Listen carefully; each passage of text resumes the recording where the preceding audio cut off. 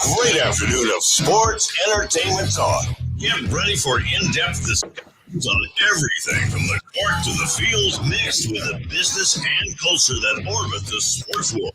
Whether it's the latest blockbuster trade or the societal impact of sport, tune in on with your hosts, Beth Unley and Slow, with producer Isaiah Johnson on 95.9 FM and AM 610, The Sports Animal.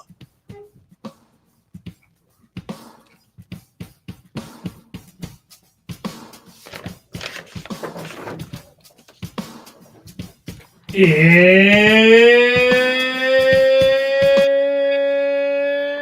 Monday, Albuquerque. You know what that means?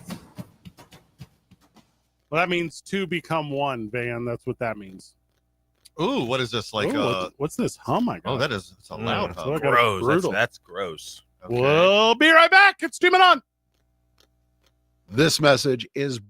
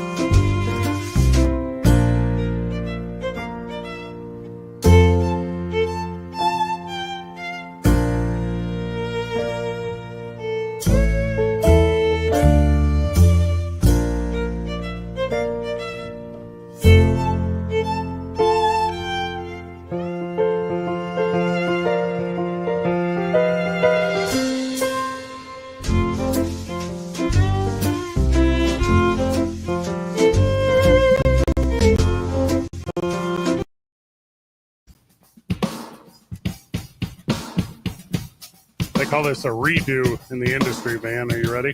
I'm in. It's Monday, Albuquerque. You know what that means? Well, that means That means this is the day when two become one. Still got that fun hum. Still there. How great. Yeah, that's awesome. I literally don't know how to do radio with a fun hum. Here, go headphoneless here, right? I'll let Forrest do his promotion. Yeah, let's do it. For the nice, fun isotopes. And we'll use hand signals. Yes. It's like the riders are Rohan. Forrest Stolting, welcome to the program. How are you? Albuquerque Isotopes. Doing fantastic. The Topes are back in town this week. We can't be more excited about that. Start a second homestand of the year, coming off a very competitive road trip in Sugarland. So we're rolling. Okay. All these things are positives. Yeah. Are we now? Is it Duke City this week or is it Albuquerque this week? It's Duke City Roots, Duke City, 505, all of the above. So it's on Saturday night. Have a lot of fun things planned at the ballpark on Saturday night, beginning with a giveaway of 1,500 Duke City flags. If you haven't seen those yet, go to our website or check out our social medias. They're very, very cool. Gates will be opening early on that day at 5 o'clock for a pregame concert brought to you none other by Keith Sanchez and the Moon Thieves in the Berm from about 5:15 to 6 o'clock. First of all, cool name for Very a band. cool name. Right? Yeah, Keith Sanchez is one of the really cool local legends in here who just goes around town playing at all the stops and whatnot. So the City Roots is essentially a great way for us to highlight all of Albuquerque, the 505, and its musicians and its local artists and its local flair all around from top to bottom pretty much. So I was not consulted on this day, Fred. Yeah. Otherwise, I would have kindly told you, open up your gates 5 minutes later. We're talking Duke City. Let's open them gates at 5:05, baby. Yeah. We did that for Cinco de Mayo the last 2 years, but I guess we must have just slipped the ball on that one. I don't know. Also, I wasn't consulted, but I'm going to break some news here, Van. On Sunday, the Isotopes are opening their doors at 4:20 p.m. So, yeah. I don't think that's accurate. Oh, that's not accurate? That's not Game's at 1:30. Oh, okay. One day Sunday. game, little Easter game day game on Easter. I'm out of town this weekend. I'm doing WrestleMania stuff. I will not be there, but in spirit, I will. And by that, I mean all over Instagram because everyone's going to post 1,000 pictures. Oh, I cannot wait to see all the flair from Saturday night. We're hoping for a huge crowd, very similar to Mariachis. We're trending towards that right now. So it's going to be a very fun night at the ballpark come Saturday to celebrate all things Albuquerque in 505. And those 505 hats that you've been floating around on social media, We've heard about them. We've never seen them. But you can see them in the flesh starting on Tuesday. They will be sold in the store beginning on Tuesday. Tomorrow. We finally got them tomorrow. Okay. Tuesday. Yeah, tomorrow is Tuesday. Man, time flies. But Actually, it's pretty. I mean, it's all relative, really. Yeah, it is. Oh, man. But yeah, those hats will be in store on Tuesday. They just got in last week, so we're excited to kick off the 505 hats selling in store this Tuesday, tomorrow for the beginning of the homestand. We kick off the week with Jackie Robinson night, not just Duke City hats. That's right. Yeah. So tomorrow night we have our annual Jackie Robinson night. And the past 4 years, and we've done an art and essay project for kids K through 12 to submit, either an art piece or essay or a poem about the life and legacy and the impact that Jackie Robinson had on not only baseball but the world at large. And we've had over 200 submissions so far from people in and around Albuquerque. So the kids are getting involved. We've given out over 800 tickets for that game because whenever you submit these, you get 4 free reserve level tickets. We're going to accept submissions through tomorrow, obviously, with the game being tomorrow night. So if you haven't gotten yours in yet, please do. We'll also be honoring Judge Angela Jewell tomorrow night, as well as our Making a Difference Award winner. She's been a longtime judge in Albuquerque, done a lot of great things for diversity and inclusion. So we're very excited to be honoring her pregame tomorrow night. And obviously, all the Isotopes players and coaches will be wearing the iconic 42 jersey tomorrow night as well. Super sweet. We'll be there on Friday, as we always are, every home Friday. I need someone to cover me. Hey, I need someone to cover me. You're not. I got you. Okay, thank you. I got to go to You're not the Topes that day. You're not the Mariachis that day. No. You're not the Duke City Baseball Club that day. Oh, the Albuquerque Dukes? We are milking some oats on Friday. Okay. The Malmo Oat Milkers. That's right. Yeah. So Friday is the Malmo Oat Milkers presented by Oatly is a MILB sponsored night with all 120 teams will be donning these jerseys throughout the year. And I believe we'll be the first one once again to don these jerseys. And fans, if you stick around post game, you might get a chance to actually keep one of these because we'll be giving out these game worn jerseys post game Friday night. What? Yeah. They don't just send them team to team? No. This is incredible. Yeah. I want one of those OM hats. Those Oat Milker hats are sweet. They're pretty fresh, right? I'm not sure if we're giving away the hats, but the jerseys for sure. All right, lison, you know a guy. I know a few. Yeah. I want one, and I'm going to wear it during Duke City Championship Wrestling. I'm going to wear it in the ring. And if anyone asks, I'm going to say Oat Milkers. This is my business. Goats. They are that thing. All right. So how does the jersey giveaway work? Is it auction style? No, Is it it's just some kids first get come, lucky? first serve, What? pretty much. Yeah. So that's what it's going to be this year. All right, hear me yeah. out, friends of the show. I'm going to tell you how to game a free giveaway. I'm going to give away a little insider info right here. Bring the cutest kid. Number one, that. Uh-huh. And then dress them like a milk carton. Oh, Okay, there we that's go. the move. Yeah. Like, and if you're Or is that the moo? the But there is no No, I cow. think So you gotta yeah, dress them right. up as an oat. is an oat. Yeah, that's the you put them. All right, so you bring them out in their Van. What's it called that you push a baby around in? What's that called? Stroller. Yeah. Stroller? So you make the stroller look like a milk carton, Oh, that's and then solid. you dress the babers like an oat, and you pull the babers out of the milk carton as the oat.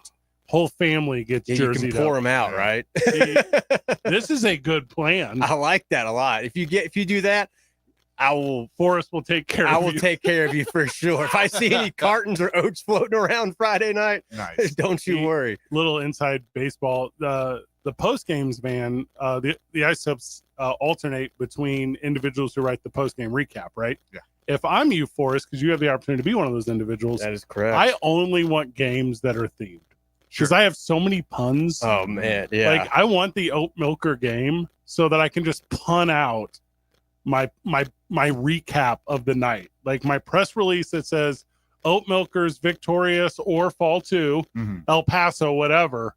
Like I want to be. Is it El Paso this week? It is El Paso. Yeah, this week, Unfortunately, Yeah. yeah. The Chihuahuas. yeah, that's what I want. And then from there, just a lot of wheat jokes. I mean, that's the way to go, right? You Yes. just got to make it fun for the media to to enjoy this post game recap, right? And digest the stats. Is that that's At not the one. end, you That's- apologize that this recap is running on Yeah. a little more because you're obviously milking it. Yeah, just, Sorry if you Yeah. felt this recap was only soy. Some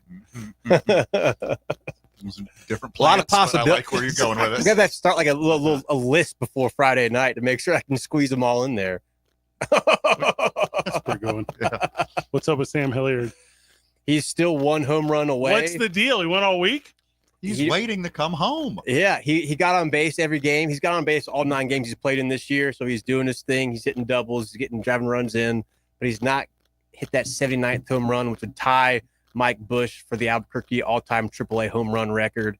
And obviously that goes back, from the beginning of the Dukes, essentially. So, which is a 70-year-old record.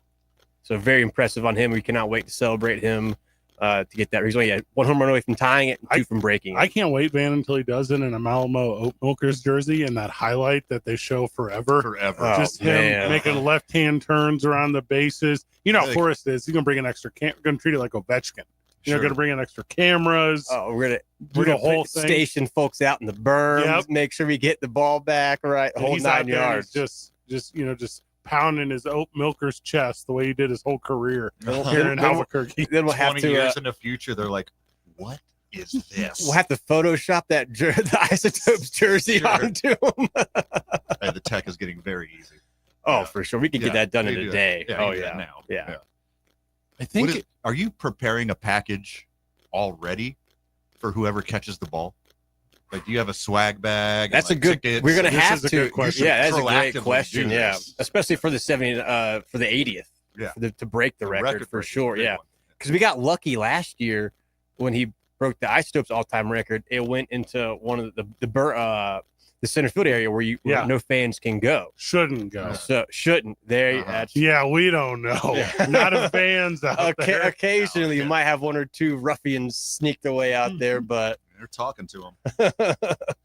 That's a good idea because we definitely want Sam to have that ball and him enjoy that honor of being Albuquerque's all-time home run leader. So we'll have to give a little swag back for him. We got a few things at the office. Also, if you're like in the bullpen and you catch it, I'm not just giving it back. No. Like if I'm a teammate out there and it's mine, like we're talking. How much you paying? Yeah, how much? But not cash. Okay. I want like you're covering all my rounds of golf the rest of the year. Sure. Which is a cash equivalent, but you get the point of where I'm going. Oh yeah, I mean that's you're probably gonna get at least 10 rounds of golf. That's what over the next 5.5 months. Yeah. Well, every Monday. And then that's what almost all the players do anyway. They golf on Monday. And then Sam really skyrockets his play and gets called up to Colorado right away. And he's like, "See ya." Thanks, Albuquerque. Yeah. Sorry for you, relief pitcher number 42, because he hit it on Tuesday night. The only night you can wear that number. The only night you should.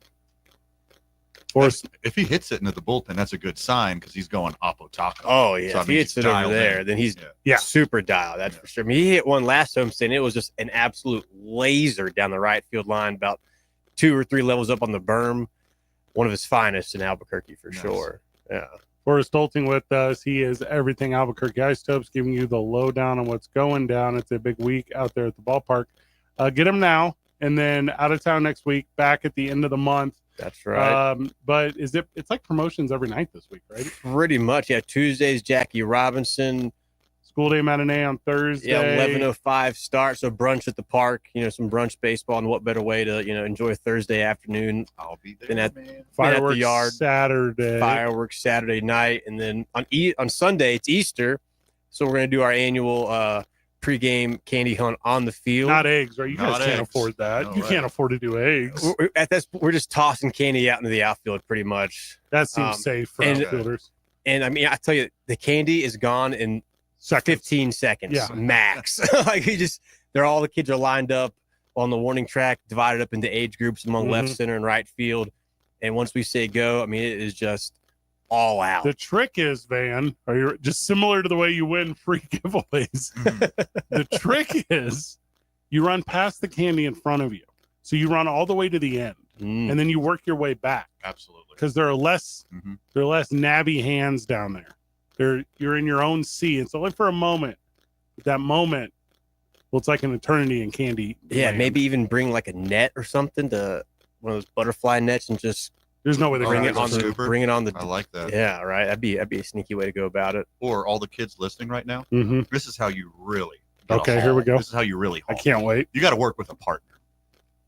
You got to have somebody screening the other kids for you, like floor checking them, knocking them out of your way. An older then sibling you split the candy coming across. Because if you're working in a team, you'll get 4 times the candy, split in half. You're making double everybody else. Man. So you need an enforcer with you.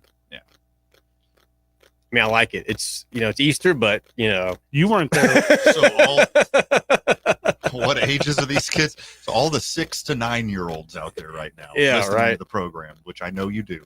Of course. This is how you get the big haul. The last homestand, you don't know this, Forrest, but Van brought a butterfly net with him. Did he really? Yeah, and he had hit it in his blue jeans because he believed that Dylan Storm was going to pick him for the T-shirt cannon tennis ball game. Oh, yeah. And he was going to pull it out. Now that's smart. As soon as the promotion started. Yeah. But the teams, they were already picked before we got off air. So it was a heartbreak for people. Sign up for those promotions right away. They walk into the stadium and run to it. Run to guest. You go to that's the secret. You go to guest services and you ask to be part of it. Most likely we'll pick you. Yeah. So odds are good. And this is you don't know this, okay? Oh gosh. There's layers. There's layers here. Van and his special lady were at the game the other day, and I saw they were slated to be on the Kiss Cam. Yeah, they were slated to be on the Kiss Cam. This was bark at the park day. Correct. And what I did was I made a donation to the Albuquerque Isotopes to keep them off of it. No. Yeah, to ruin it for Van. So, but instead, my corgi got on the Lion King moment. Simba Cam. Simba Cam. Yeah. Presented by Eastern New Mexico University. Yeah, That's correct. Let's go. Yeah. My dog is so adorable. They also felt obligated to put him on the website and the Instagram. Oh man, Yeah. love to hear that. Yeah, Kid's a rock star. I thought you were going to say the kiss cam was going to be you and your corgi, but In there. Yeah. There also must be something new with the way Francina Walker is saying our name on the broadcast or during the live reads at the stadium, because I'm getting multiple text and calls every day. Fred, are you at the ballpark? No, they're just saying our name. Just saying our They name. just say our name. It happens 3 times Yes, every game. Every game. Before the game, during the game, and after the game. Mm-hmm. There you go. Forrest, anything we missed before we let you go? I mean, just 6:35 Tuesday, Jackie Robinson night. Day game on Thursday, 11 to 5. Saturday night, inaugural City Roots game, fireworks, Stoked. pregame concert, Duke City flag giveaway. You're going to be part of that. All the Duke City merch is in, including the hats. So come by and get your merch. Then on Sunday, 1:35, Easter candy hunt on the field, beginning at 12:30ish till about 1 o'clock, but we'll probably be done by 12:48 or 12:40 by the time the kids are off the field, because the candy's going to be gone in seconds. So fun homestand. El Paso's in town. Got to beat El Paso. As we all know, they're the bitter rivals from down south. So Six rip. Has We're to. doing it. Yeah. We're last week in Sugarland, we were just a couple hits away from taking 4 of 6, or maybe even 5 of 6, I think. Not the first game. Not the first game. There's too many walks. But we were in that game the entire game. So we almost had them by the rope. You're So correct. but yeah, so the team's playing much better, have a lot of fun prospects. So come on out and enjoy some baseball and all the fun activities that we have planned this week at Isotopes Park. I'll be there. Forrest, thank you so much. Of course, thank you all. Have a great day. Whenever we get back from the break, we're humming This with message excitement. is- It's 2 Men On, 95.9 FM and AM 610. The Sports Animal. You're into-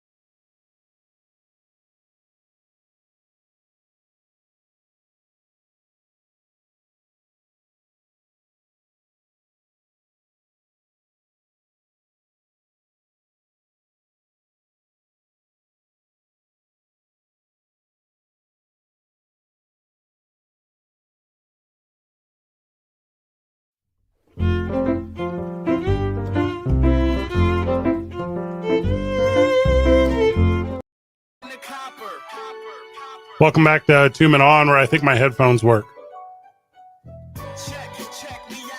Wait till this intro quits. Oh, good idea. Then I'll Isaiah, get- kill this intro. We'll see where we stand. Okay. Mama made me mix my M&Ms. Seems to be better. Yeah. All right, let's see if we can bring All Isaiah in. right. Now, Isaiah, welcome to the program. Thank you. Okay, so he was a little quiet. Real quiet. He was It's a little okay. How quiet. about that? How about that? Thank Hey. you. Oh, there he okay. Yeah, walking around like you got a new whip. Okay. Isaiah Johnson here. Isaiah, welcome to the show. Thank you. It was a weird 27 minutes without Isaiah. Yeah, that was. Now, I said weird. I didn't say bad. So we need to, let's go back and evaluate. It was like Rory playing in a championship playoff and winning on a Sunday. That's how weird it was. Yeah. Been a minute. I was hoping. I was heading into work and I got the message alert in my phone that he had missed or that it was going to like a duel, what do they call it, playoff? Yes. That is correct. So not a duel. yeah. It's Not a duel. That's very different. A playoff. So I'm like, is this like what I think it is? Because I'm pretty sure I just heard that he had this locked up. And then I go and I'm scrolling through and I found the video and I'm like, oh gosh, dude, from the sports psychology aspect of this, please don't do this again, Rory. And that's what I felt for him the first time. It's my favorite thing when professional athletes fail. I love it. He's choked away victories All of them. on a Sunday Historically. multiple times For years. at every major. That's correct. If he had that Sunday killer instinct, Which he hasn't. we would be talking about him like White Tiger. Cool nickname. Yeah. Because those exist. Mm-hmm. You know how I know? Yeah. That guy, that one ate that guy. Yes, he did. You know what I'm talking about? R.I.P. either Siegfried or Roy. I'm not sure. They're two different people. Yeah. I thought Siegfried Roy was a person. Oh, you thought his name was Siegfried Roy? Yes. Wait till I tell you about Hall and Oates. Two different people. I know Hall Oates. Hall He's an oat milkers guy. Yeah. Hall Oates milkers. and Oat Milkers. 5 o'clock, David Weesey Carl joins us on the program talking to Mexico United. They had a big win Saturday. Days are running together for me. It was a golden goal kind of thing there, and that was about as cool as it gets. Also, Stan Hubbard joins us in studio today at 6 o'clock. We're going to talk Mexico Ice Wolves as they are on to the championship round, playing for the Robertson Cup. We're going to talk about that. It's going to be a lot of fun, lots of golf talk, lots of NBA playoff talk. I'm going to WrestleMania this weekend, so I'm out Thursday, Friday. Correct. And back Monday. Mhm. So we'll do our WrestleMania preview that we do every single year on Wednesday, man. Our big WrestleMania preview show will be on Wednesday. I got some hot takes. Do you? On WrestleMania. Really dialed in to the life and the culture of what's happening in professional wrestling. Yeah, you are. You could call me your preeminent local wrestling expert. Not me. No, not you. No. Not at all. Not at all. None of that was true. Okay. But I am going to wing it. So that'll be fun. The exact same way you do every year. Every single time we talk about wrestling, I just make it all up on the spot. Because you obviously were the person I was describing, the preeminent expert, literally a walking encyclopedia of wrestling knowledge and history. I'm going to get you. And I'm also there. I'm going to get you one of those Mad Libs of things to say about WrestleMania. Oh, yeah. You just fill it out. Just give me like wrestling only terms and I'll use them all incorrectly. Most watched golf telecast on any network in the last 7 years. Incredible. Was the final round of the Masters. Incredible. I was watching. It's back. I went and played 18 and went back to the house and laid on the couch and nursed my ankle sunburn because I wore shorts for the first time this year. And then watched the Masters, and it was absolutely incredible. What an ending! It's incredible that it had more than when Tiger won it in 2019. That's the thing to me here.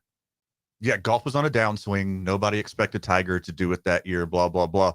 There's a lot of X's in the equation, but I think much like NASCAR, obviously millions of golf fans are watching Sunday at the Masters. It's an event every year. It's must-see TV. Except normally for Rory. If you care even adjacently about golf. But this year is like people watched it for like the NASCAR aspect, like seeing a wreck. Like I know a lot of mediocre golf fans, like passive sports fans, fair weather sports fans were watching on Sunday as well, just to see him crash into the wall. Two biggest names in golf. We'll talk more about them when we get back from the break. It's 2 Men On 95.9 FM and AM 610, live from the studio where our headphones work. The Sports Animal.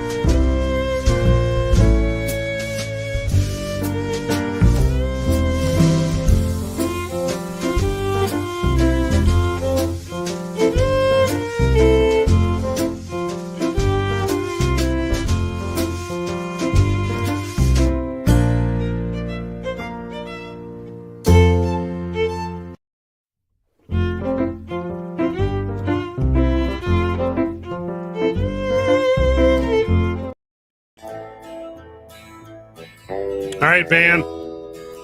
Got a take. All right. Not counting Tiger Woods. Okay. Okay. Do golfers have fans, or does good golf have fans? It's both. It's both. Yeah. It's both, sometimes separately, but mostly huge crossover. I like golf most. Number one is the TV product. Mhm. Looks very good on TV. Yeah. That little line that follows the ball, Mm-hmm. that's my favorite thing. Yeah. When the technology to do the shot tracer got good enough to put on television, Why did you mispronounce changed the game. shot chaser? Because I've known about that for years. Shot chaser. Yeah. Or you can man up and just take the shot. No, I need a chaser. You need a chaser? Yeah, I need a Okay. chaser. Yeah. As far as tracers go, Oh, golf has the best one. the best one is the square. That's the strike zone in baseball. I think shot tracer is better than that. The second best one is, depending on how hard it's hit, different colored line behind hockey puck. That is too confusing. You end up just watching lines go across. That's my thing. Yeah. Yeah. You just like doing lines is what you're saying. Number 3 is the golf one. Now, Golf number 1, baseball number 2, first down marker, Important, 3. vital. I hate the hockey one. No, I like that. It's hard enough to follow as is, but you end up not watching the game and just get hypnotized by this little laser beam that goes across your television over and over and over again. I'm not for it. The little grid they put over the greens, that's little squares, and then with little arrows, like you're playing Sim City. Yeah. That, for me, I think I can make every putt. That was legit ripped straight from Tiger Woods golf. EA Sports, Tiger Woods was the first people to use those kind of grids on the green, and Television was like, oh, genius. We're doing this too. Now, how quickly did you delete the Masters app? Downloaded it and then deleted it immediately? Yeah. I think it was just there. Oh, you left it from last year. Yeah, I was going to download it again this year. By the way, if you're unaware, sports fan, It's very good. Masters app, it's the best in all the sports, and it's not even close. No, the NCAA tournament basketball app is better, and then the Masters app. Hard disagree. No, it's the Masters app. One and away. Everyone's fighting for the silver medal. But yeah, I went to download the Masters app, and it was like, update? And I was like, yeah, sure. I guess I'll update it instead of download it for the first time every year. Did you guys in the bar? There were people literally crying. Some guys were tearing up for this guy. Don't say people, say losers. He's, I'm crying for him, man. Yeah, He this deserves this. I'm crying for him. I can't believe this dude that's won 4 out of his last 8 starts. Shut up. Shut up. I got a little emotional. Oh, I knew you did, Van. I was thinking about you. I'm Irish. Like, I'm Irish. I've been wanting this guy to do it. Like, Rory the past couple years has broken my heart because he kind of, even though he stayed in the PGA and didn't, take Saudi blood money and, go to live, like, he kind of took a douche turn a couple years ago. Like, he became the bad guy. And usually I like it when an athlete or a public figure turn into the heel. It's fun to watch. But this time he did it in such a douchey way. He's hard to root for. But like when he won the Masters, I was like, oh yeah, this is like the humble, iconic Irish guy who we used to root for. well, he got away from it. He got an adult haircut. Yeah. You remember forever he had the Irish haircut? Uh-huh. I don't know what other phrasing to For sure. use, but you know what I mean. Yeah, he's like a bassist and an Irish punk band. He Yeah. was, yeah. Yeah. He was like fat in the face. Mm-hmm. You're like, yeah, look at this little pudgers out there. Like, Yeah. this guy. He's a little guy. I mean, Yeah. not little, like worldwide little, but for a professional athlete, he's only like 5'9", 150. Like, that's the type of guy like everyone should root for. And then there was what was his arch nemesis, Ricky Fowler? Yeah. Where's he at? Where's he at? Uh-huh. Watching those two dudes go against each other. You're like, this will be good. One of them's fun and is named Ricky. Mhm. The other one is not. And he's the one who's going to win 4 of his last 8 starts, finally win the Masters, and is well on his way to being one of the greatest of all time. The other guy wore all orange. He was so incredible when he was young. Rory's been around forever, but Rory is also only 35. He can keep hoarding these Masters trophies every year. Like, he's good enough right now in his golf prime to keep doing this. Now, especially, like, I bet he starts playing with more ease, with less stress, less anxiety. Now that he got that monkey off his back, he can just go out there and have fun. The hands up, club drop behind his head, fall to the knees. That's a 100-year highlight. Yeah. That is because he's finally, this is the one. Mhm. He's there. He's doing the, 10 years in the Yeah. making. Yeah. I'm assuming his life's a shambles and he's divorced and everything's terrible. Is that accurate or not? He had a little bit of off the field, off the course stuff. Yeah. And I'm assuming his caddy doesn't Not- love him Not Tiger level Well, yes, of weird yeah. off the course stuff, but yeah. because no one ran to him. And I get it. There's a little rope. I get it. It's Sure. a thing. But he was out there literally on a green, on an island of his own. Yeah. In that moment. And I thought, where are the people that love you? Well, they usually don't run out. You go to them. Like, No. you take your moment with the gallery, you take your hat off, you raise, you wave to the crowd, you soak it all in, and then you make the walk up to your family and friends and loved ones and past champions. And See, I liked it that way. I liked it Yeah. that he was just by himself. Because, like, say for example, when Ovechkin broke Gretzky's record, It was sweet. I wanted to see like his reaction, but he got swarmed so fast that all you see is just. I mean, although Right. it's very cool to see all his teammates around him, I'm like, I want to see this guy's individual reaction. I want to see him go through the emotions. So I think in Roy's situation, I thought it was pretty cool, but also at the same time, like, does that ever happen at the Masters? Do people just run out there like that? no, There's like a little hall of people. Someone's going to tackle his mother. She starts running up to him or something. Like, you can't be on the green. There's the thing years ago with Tiger. What's Tiger Woods' dad's name? Tip of my tongue. Not Eldrick. That's his name.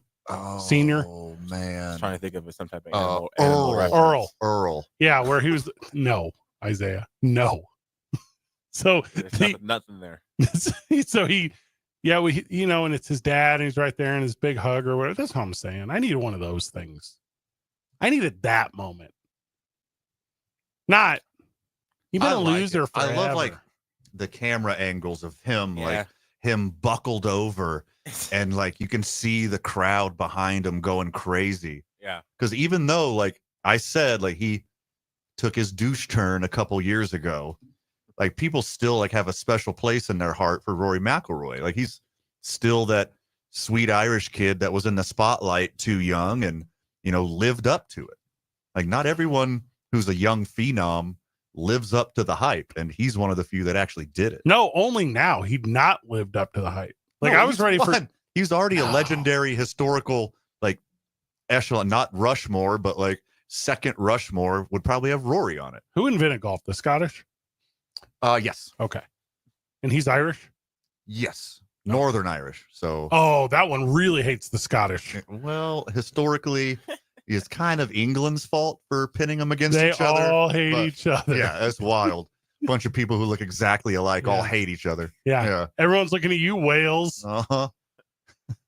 I thought for sure he's going to lose this Rose Cat. I thought, how far was that last putt? 2 foot?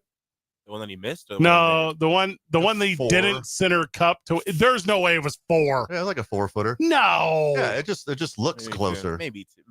Maybe 2. It wasn't even the length of the club. It wasn't even now. No, it was If long. the one he missed was 5. That one was a solid 2.5. That was maybe and a half. It was 2, maybe. Let's just see here. And I I- was like, how much harder is this one than the one he just missed? He didn't even center cup it. He was like, And he's tripping. Yeah, he was. That's why he fell down like that. Whatever made him miss that 5-footer was about to make him miss that one. if he was bad, he'd have closed his eyes like Michael Jordan and made it. If he was bad. I bet some golfer does that for like a mental tactic. I just looked at the video. I think it's 2 on the dot.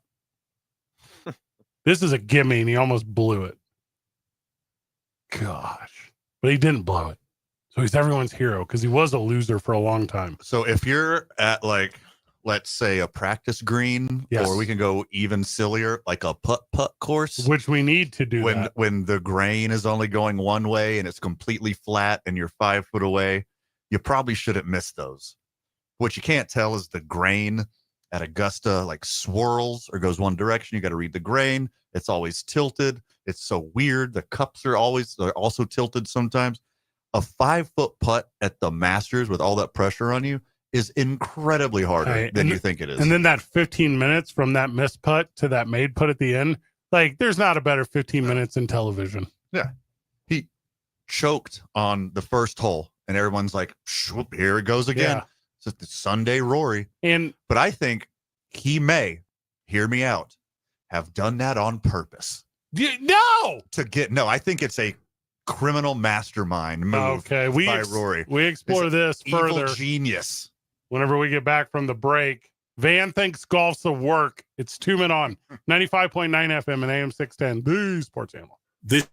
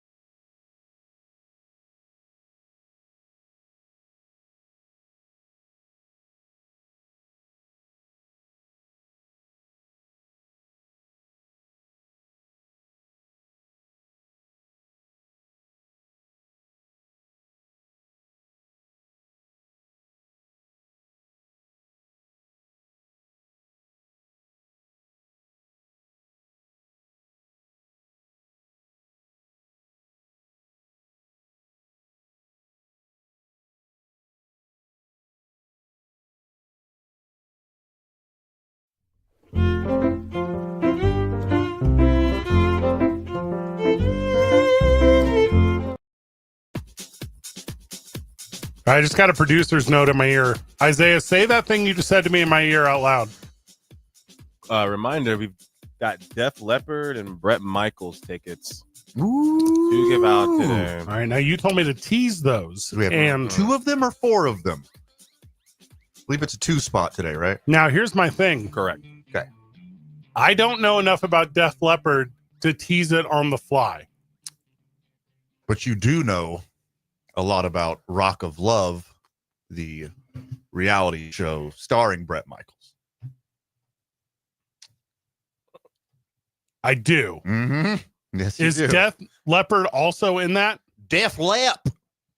Hey, Def Leppard has the hits, baby. When you I'm more of a White Snake guy, but look, Def Leppard goes hard. I'm trying to think of, is Tommy Lee in Def Leppard? Incorrect. Okay. Was that close? No. The drummer from Def Leppard only has 1 arm. So, no, not close. Wow. Tommy Lee was in Motley Crue. That is correct. Okay. C-R-E-E. Mm-hmm. Now, is Def Leppard Living on a Prayer? That one is Bon Jovi. Okay. I'm in trouble then. You're very familiar. Are they Okay. Welcome to the Jungle? That is Guns N' Roses. All right. Uh-huh. Hey, I'm literally doing the You're best I can. You're getting closer. No, literally doing the best I can. I believe is Thin Lizzy. Every rose has a thorn. Also incorrect. That's not the word. Every rose has a thorn. It's not Yeah. There has their thorn. It's okay. It's yeah. That one would also be Motley Crue. Come on, feel the noise. Also incorrect. Oh man, I feel like I think you started off super close. Love I think Bites. You're getting farther away. Love Bites. I do not know Love Bites. You got me there. Love Bites. Nope, that's not that song. I have no idea then. All right. You know this one. Pour Some Sugar on Me. I do know that one. Iconic Yeah. 80s big hair band rock song. More than words. Hysteria, Animal, Bringing on the Heartbreak. You distracted me with Def Leppard, Mm-hmm. and I didn't get to give my fire, hot like fire, Rory McIlroy take. That will come at 5:15 because you can come on Feel the Noise with David Weesey Carl after the break. Nope, We're wrong talking band. about the big New Again. Mexico United win Once again, wrong band. over the weekend. We're giving away. What are we giving away, Isaiah? Def Leppard? Correct. 2 of them. 2 individual tickets. Not right now, though. So don't call. We're giving them away at 5:15. Yeah. We need Def Leppard trivia, which we're going to get from David Weesey Carl. It won't be a number of arms question. I already gave Right? you. In the I gave 5-member that away. band that is Def Leppard, Mhm. how many arms do they have? Yep. Pretty good one, actually. We're not doing that one. 5:15. And Van tells you how the Masters is professional wrestling. It's 2 men on. 95.9 FM and AM 610, live from the studio. The Sports Animal.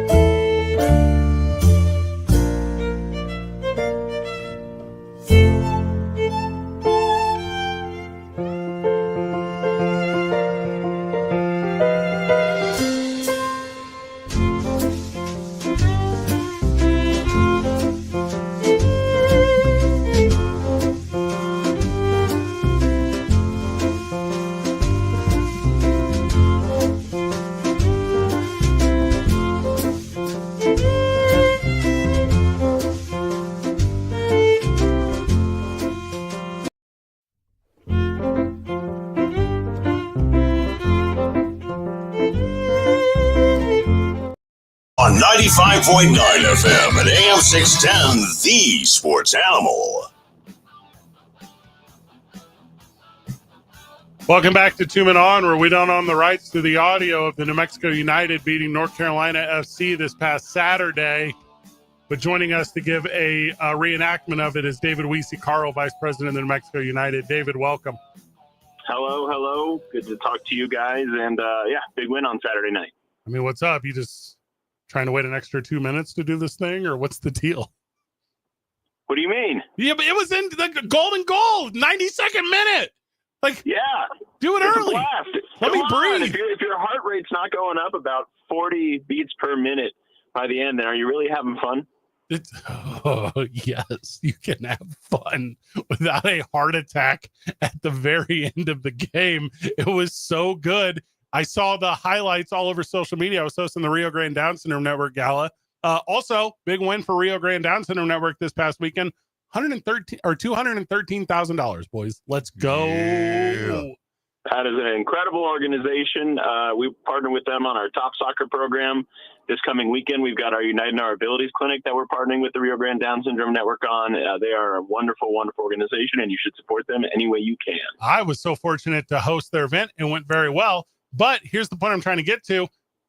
Everyone still had their phones up on their tables watching the broadcast of the United game. It was about, so anyway, so United win. North Carolina FC goes home losers, which, Vane, you would call them losers before they got here. A little rude.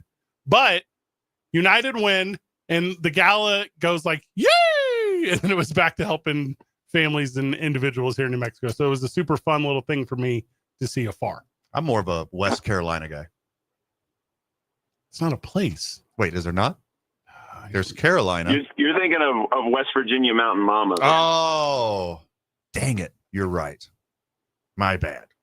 Know what? You're United was just playing keep away for 90 minutes. Yeah, what's that? It's like they didn't even try to have a proper shot on goal.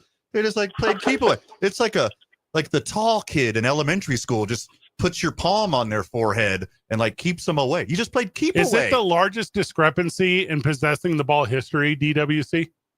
It's the biggest one I've seen in a long time. I mean, that is a stat that's kept in soccer, which it's possession percentage, right? So obviously it adds up to 100%.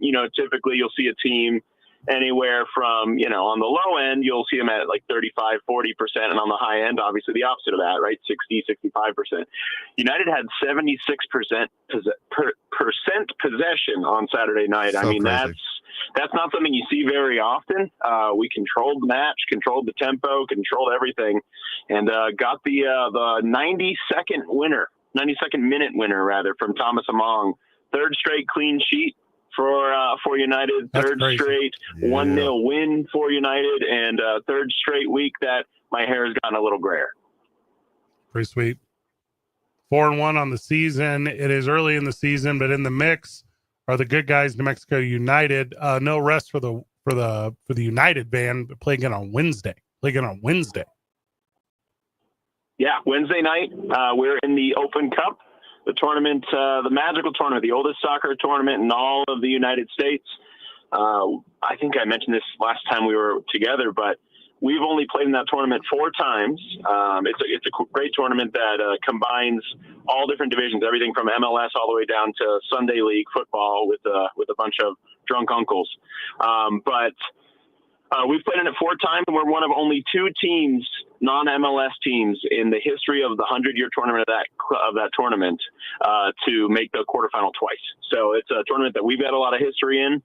We love that tournament, and for the first time ever, we are playing our hated rivals from El Paso on Wednesday night here in Albuquerque.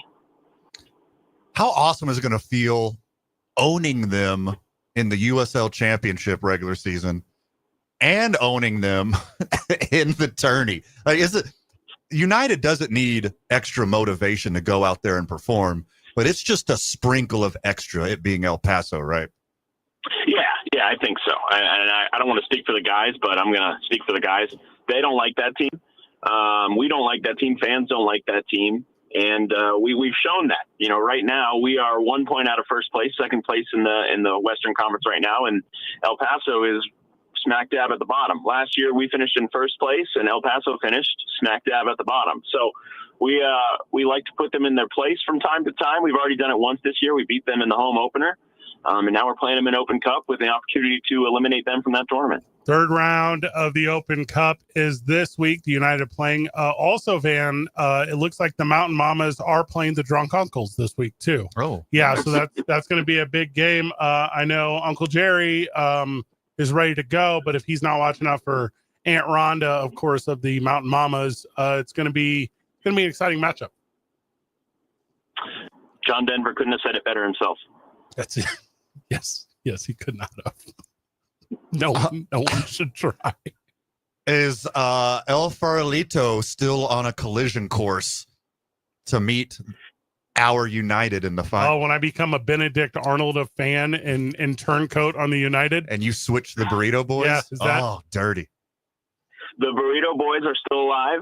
They are playing against Sacramento Republic FC on Wednesday night, the same night that we are playing against El Paso. So if both of those teams win, they very well could face off in the next round. foot golf is also right around the corner. Foot golf is an absolute blast out at Sandia Golf Club, best golf resort in the state. It's a lot of fun. Get a team of 4 out there. Support the Somos Unidos Foundation, and your reservation includes 18 holes of foot golf, includes your golf cart rental, includes lunch. Fred, you've been out there several times. Van, you're coming out this year. Yeah, baby. It's going to be a blast. All right, sidebar real quick. Isaiah, I have to go to Philadelphia that weekend for a wrestling thing. Can you take my spot on Van's team? Of course. Now, we did talk about this last time. Welcome back, David Weeksy. Carl, do you have a soccer ball the size of a beach ball for Isaiah's size 15 feet? Good question. We talked about last time, Isaiah's size 15 feet, I think would probably help him. There's more surface area to hit the ball and direct in the way you want to go. Okay. I said I got size 12 clompers, but that's nothing compared to the 15. You're up there. You're above the average. Yeah, he's on the roster. He's on the roster. He's not JV like Van with his 9.5s. How dare you? 10 3/4. I do sit on the bench, though. I sit on the bench a lot. There we go. Anything we missed, David? No, I appreciate you guys having me on. And Open Cup this Wednesday night. Get your tickets now at UNM. $19 gets you any seat in the entire stadium. Wednesday, you can get a El Paso Takes Losses double feature. United right. and Topes. That's super Go on, sweet. It Topes. is so sweet. Hey, how was the food drive last week? Yeah. So we had the first of our Fans Against Hunger food drives at the match on Saturday. Got actually my trunk. I'm in my car right now. My trunk is full of supplies from generous people who have donated, and we'll be bringing that over to food banks across the state. We'll be doing it again here in a few weeks, and UNM is going to be announcing their dates coming up here shortly too. So really excited to partner with UNM Athletics on it. They're good folks over there who want to make a difference alongside us, and we're proud of it. How great. Yeah, baby. David Weeksy Carl, Vice President of Your New Mexico United, friend of the show, and official food delivery service. Go Birds. Good job. Like him so much. There you go. Big weekend for the United. We're 45 minutes away from Stan Hubbard joining us. He owns the New Mexico Ice Wolves. I think a lot of people just know who Stan is. Owns KOB. Yeah. He's like He's a dude. he's a dude. You and I broadcast for the Ice Wolves. We know him pretty well. Yeah. He's going to come in and talk about their success. They're playing in the big championship. I believe they leave on Thursday to play away, and it's a 2-2-1. Yeah. So if they do well on the road, they'll have a chance to win at home next week. Mm-hmm. So wildly excitement. Isaiah, welcome back to the conversation. Isaiah, what is the last hockey game you've been to? Ever? 2012. So 15 years is what I just heard. That's not what year it is, but Close. That was close. I get the okay. sentiment. Yeah. We would like to formally invite you, Isaiah, to join Van and I at ice hockey for the Ice Wolves. And we're going to re-ask you that on air when Stan is here, so you can't say no. Okay, noted. So should I get the no out of the way now, and then say yes No. later? We're going to make sure Stan's here. We're trying to open you up to different worlds, Like ice hockey. like the ice hockey world. I'm down. Me and Van were not fans until we started broadcasting it. We hated ice hockey. It's all we ever talked about. Well, the hate is very strong, by the way. Oh, we hated it a lot. Indifferent Maybe. No, it's not the WNBA. No. Man says to me during the break, hey, WNBA drafts tonight. I go, no, I did not know that. Not exactly how it played out, but we did that live on air last year. WNBA draft coverage. Well, yeah, duh, because Caitlin yeah. Clark was in it. And also, we were watching for what's her name, Cameron Brink. Yes. Well, yeah, I forgot which. Yeah, it was you. Yes, we were. Now, who that? The girl who went to L.A. Yeah, and they won the championship.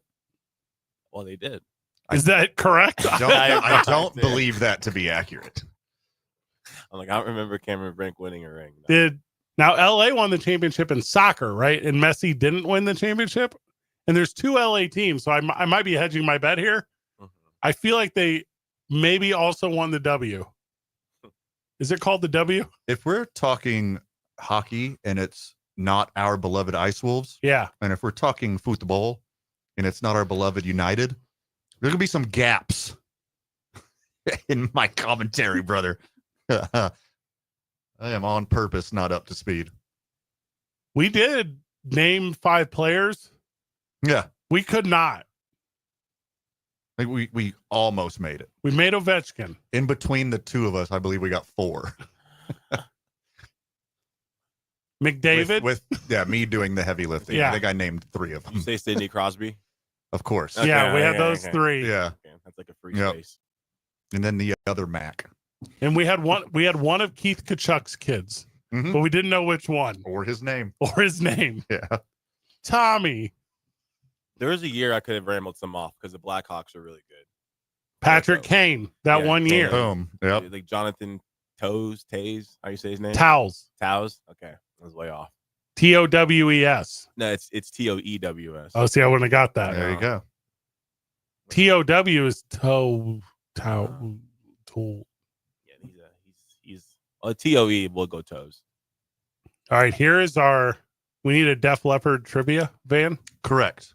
Now, I am a Def Leppard aficionado. Yeah, everyone Number knows 1 on that. your list. What's our other one we're giving away? So it's together. It's They're Def together. Leppard and Bret Michaels. I mean, no Bret Hart, Shawn Michaels or anything, but Bret Michaels. Okay, Close. right. That's a sweet reference on a WrestleMania week. I think I got it, Van. Name the country that Def Leppard is from. Ooh, good one. 505-246-0610 after the break. It's 2 Men On 95.9 FM and AM 610. The Sports Animal.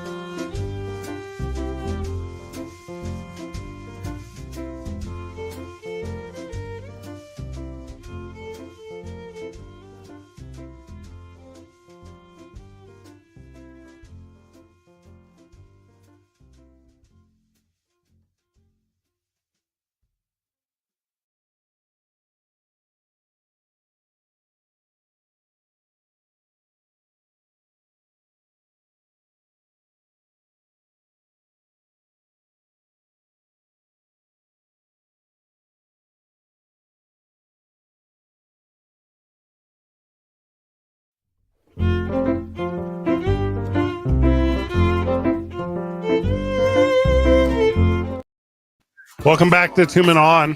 All right, Isaiah, do me a favor. It's going to be tough for the podcast, but I'm going to figure it out. Can you go over to playdefleopardmusic.com, which I assume is a website. Also, that's not a website because I know the FCC rules. I can't actually say a website on air. So that I didn't mean to do that. Right.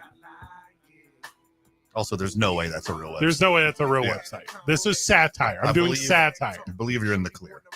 Now, I would like to hear some Def Lep right now, Okay. which is what I believe the fan base calls it. They do. The fan base is like Yeah. most Def Lep is what they like. Def Lep. Turn it to 11.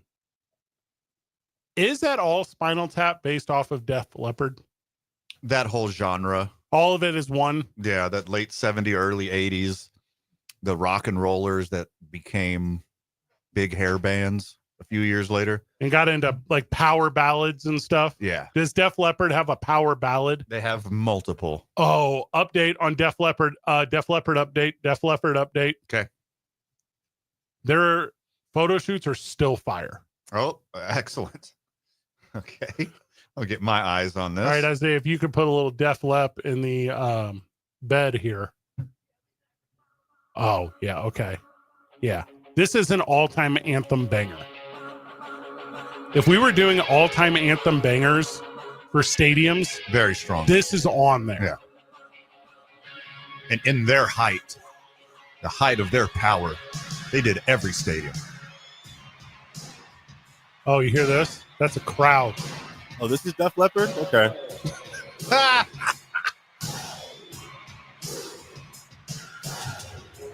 Now, young Def Leppard, I would tell you, I could single-handedly beat up every single one of them.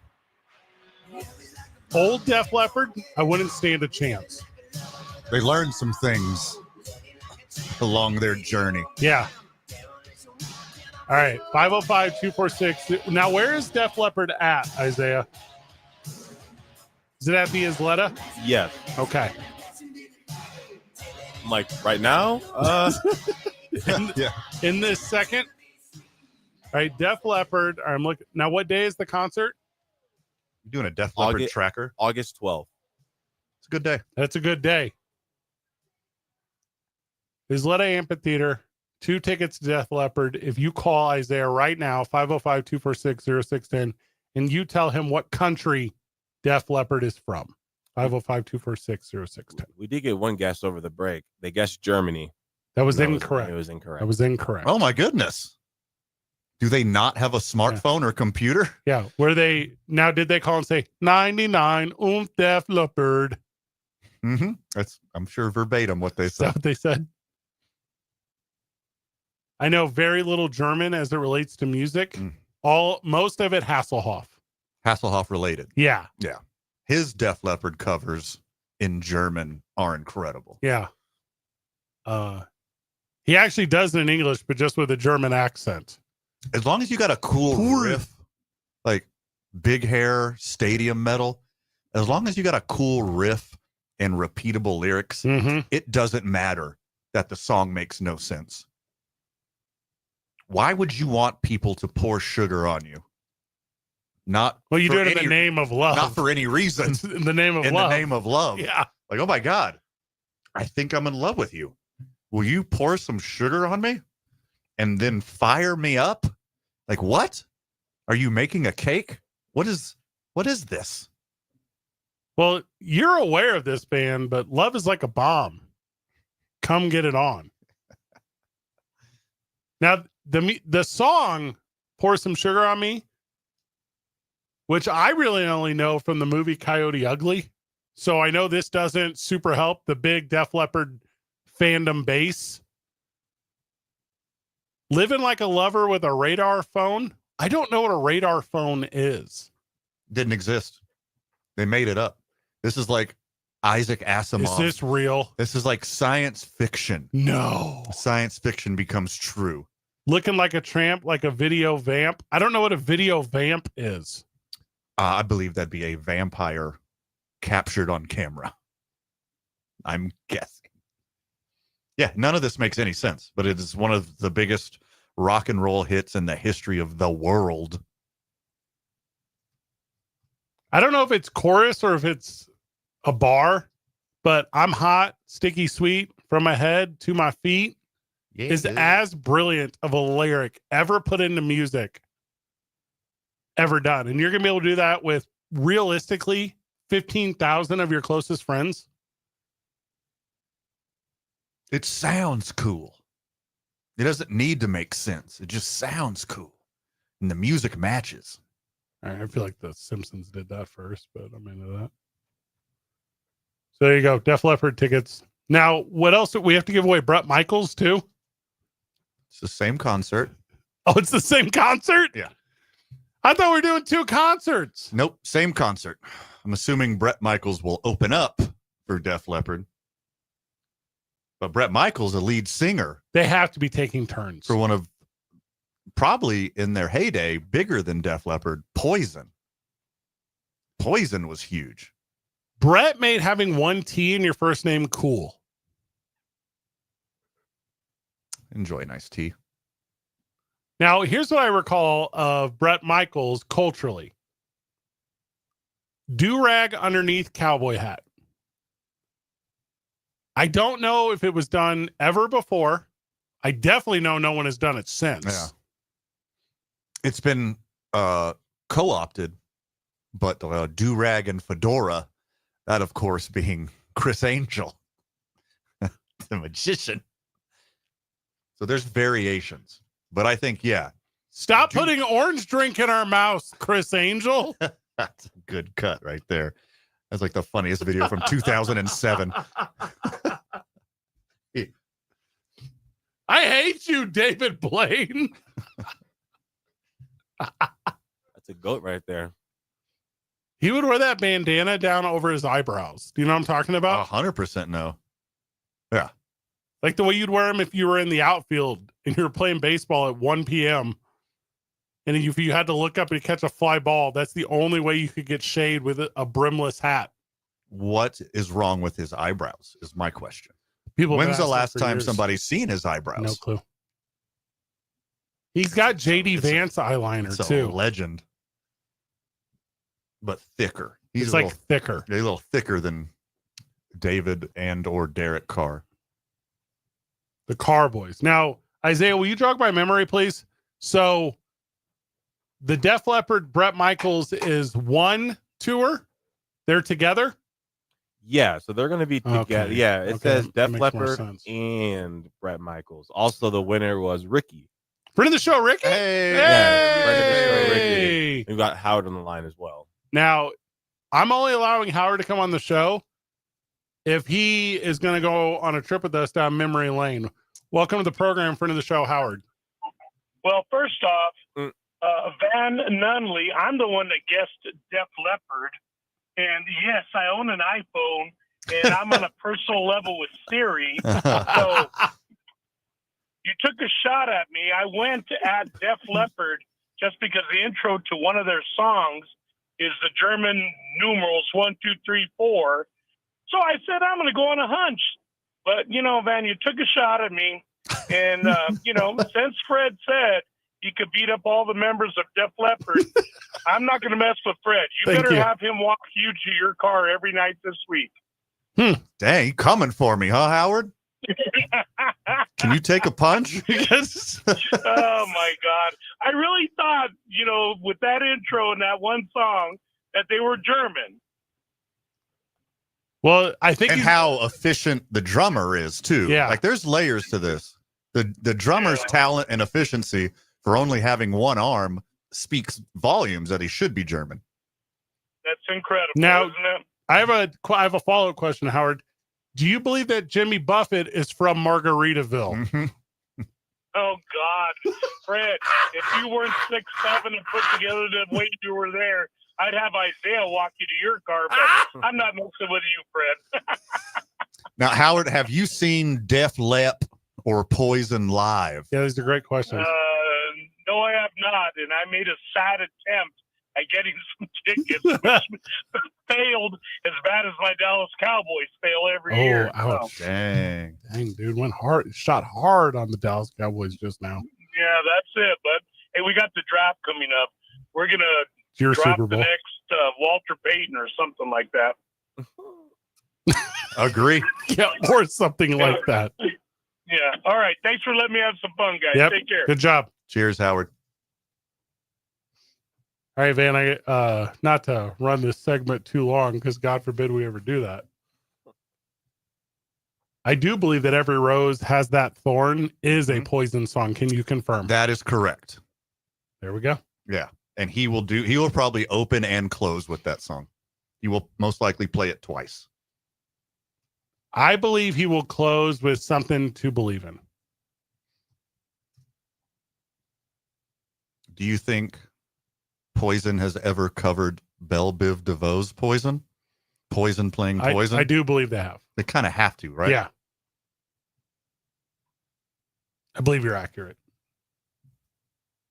We'll be back. 2 Men On 95.9 FM and AM 610. The Sports Animal.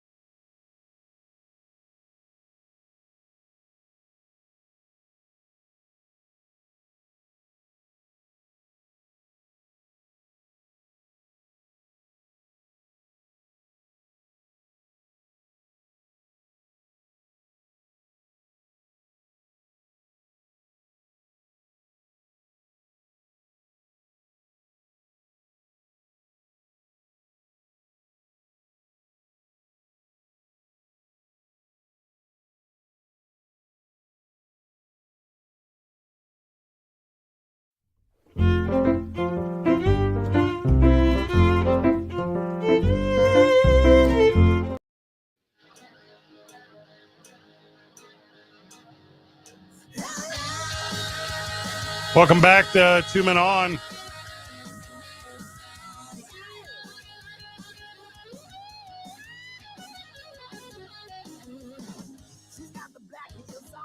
The WNBA draft has started. I know that because Jeff Symbieta left the TV on in the studio today. Updates to come on that as they come. I'm excited to Google and update. I won't have to Google who's being drafted. I will have to tell you anything about them. Well, I know one. All right. No, I'm a filthy liar. I know two. Will be the number 1 overall pick. Okay. Paige Buchers. All right. Incredible basketball player. I will look them up. She will be very good. I don't She's know. like Caitlin Clark light.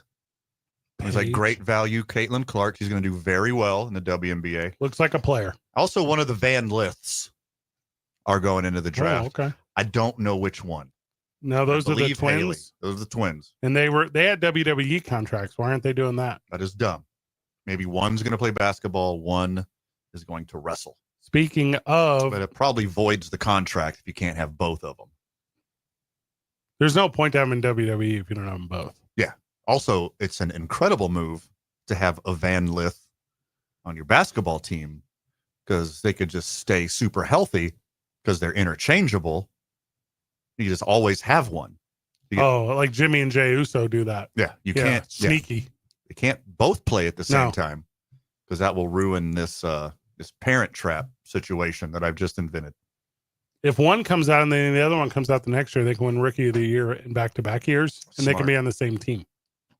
So I like this play. Speaking of WWE, Van, Okay. you told me that golf is fixed. Now I don't think it's fixed. That's what you Okay, said. That I you didn't- said it was a work. That's what you heard. It was a work on behalf of Rory McIlroy on Sunday, as Rory McIlroy, as we know, has been prone to choking on Sundays. Yeah. Choked away a lot of majors, a lot of tournaments. Literally every year. It's nice to be in the mix. Don't get me wrong. The purse for second and third place is also incredible. So that's one way to look at it. Mm-hmm. But I believe that he knows who he is. He knows he's a choker Mm-hmm. on Sunday. Yeah, He's well aware you're correct. that he can't handle the pressure No, of being in the lead. doesn't have it factor. Correct. Oh, but he has pure class. He don't got Sunday red polo game like Tiger did. He doesn't have it in him. So what he did is he double bogeyed the first hole on purpose. So Bryson DeChambeau would now be in the lead, and now Rory is chasing the lead, Okay. which he's considerably better at, instead of holding the lead and choking it away at the end. So I think it was a bit of strategery Mm-hmm. for Rory to do that. So now all the pressure's on Bryson, because Bryson's like, oh wait, I wanted to be coming from behind at the end. Now I'm in the lead and I got to hold this lead for 17 holes. So Rory reverse psychology'd himself and put all the pressure on Bryson, and now he's in the clear. He can just go play golf and have fun. We saw Bryson choke. Mm-hmm. Justin Rhodes caught up with him at the end, but everybody else in contention couldn't handle the pressure either. Here- And then he rode up the leaderboard at the end. Brilliant criminal mastermind, evil genius stuff on behalf of Rory McIlroy. The only part where I'm going to say you're dead wrong, like embarrassingly wrong, is the have fun part. Because my dude don't know how. You saw at the end when Rory McIlroy, whenever he wins the Masters, and he puts the arms in the air and he drops the putter behind him and he falls to his knees and he cups the top of his head to his body and has like a moment of emotion. Mm-hmm. That emotion is not celebration, man. That's an exorcism. Yeah. That is Yeah, you could see the ghosts leaving his all of body. it. Yeah. That is because I have the same mental health thing. I suffer from this exact same thing. So this is the most honest sentence I've ever said on the radio. Does not know how to celebrate, only knows how to release. Like he forever has thought he was supposed to win. He Sure. forever has For a decade. for a decade. Yeah. He's done everything right until a single point, so he has failed. He, for the first time ever, was able to have that sense of release. Sure. It's not even a job well done. It was the job that was supposed to be done. Correct. Zero celebration. Yeah. It's the exact polar opposite of Tiger Woods in 2019. Relief. Tiger Woods, that was pure extreme joy. Mhm. He finally got to play 4 days in a row healthy.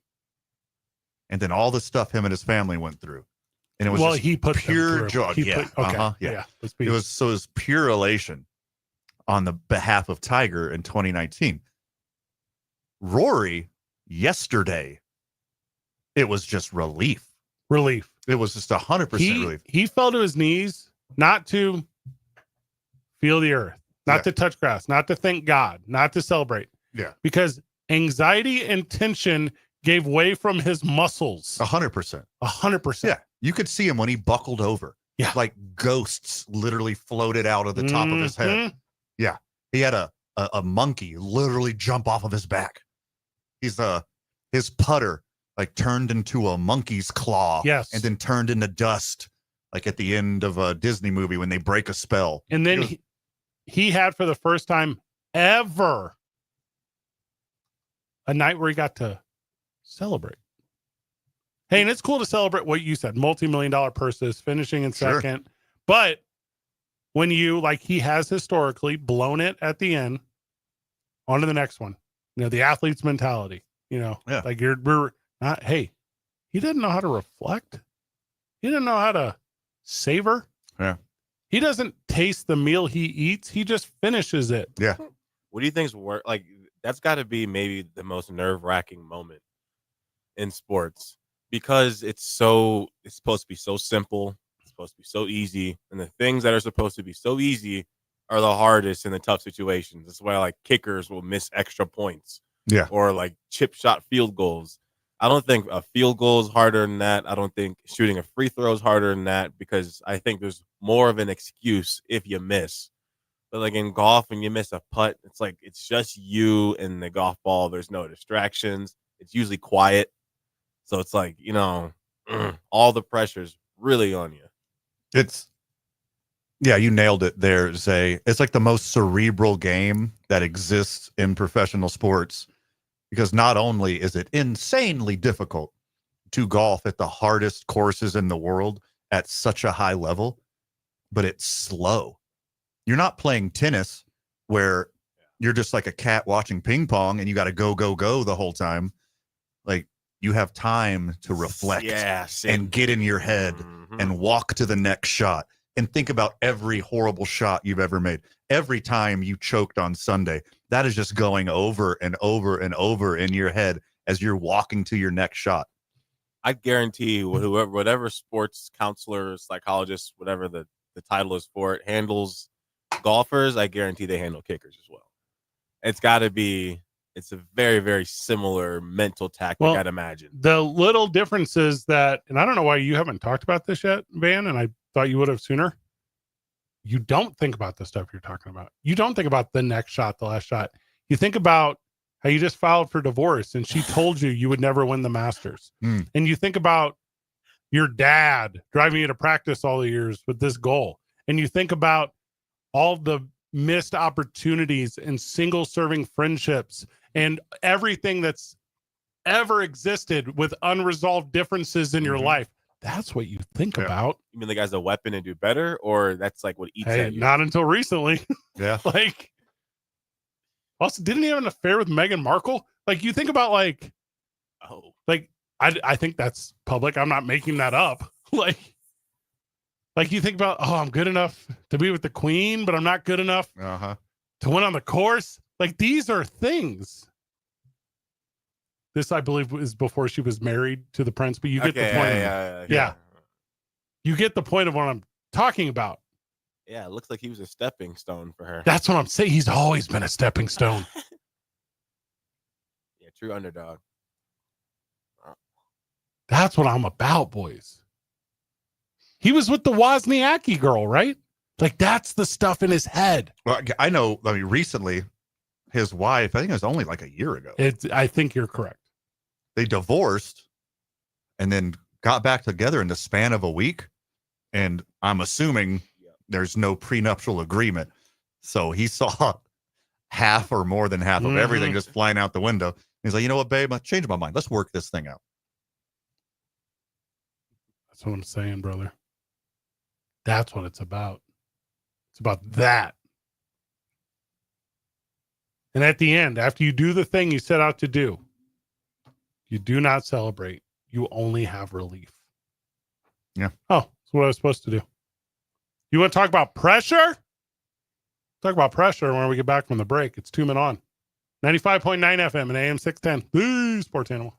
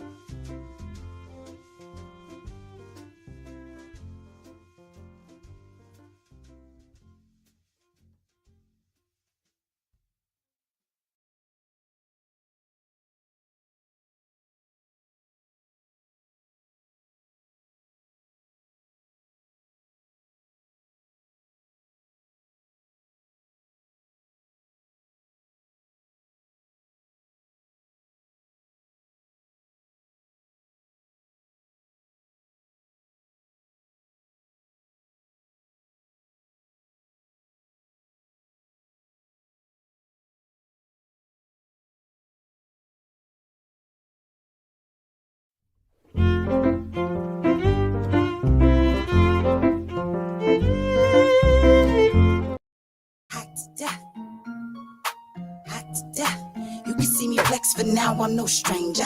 Welcome back to the program. Welcome back to Two Men On. We were talking about pressure before the break. The pressure van was not on Rory McIlroy over the weekend. It was on the aforementioned Bryson DeChambeau.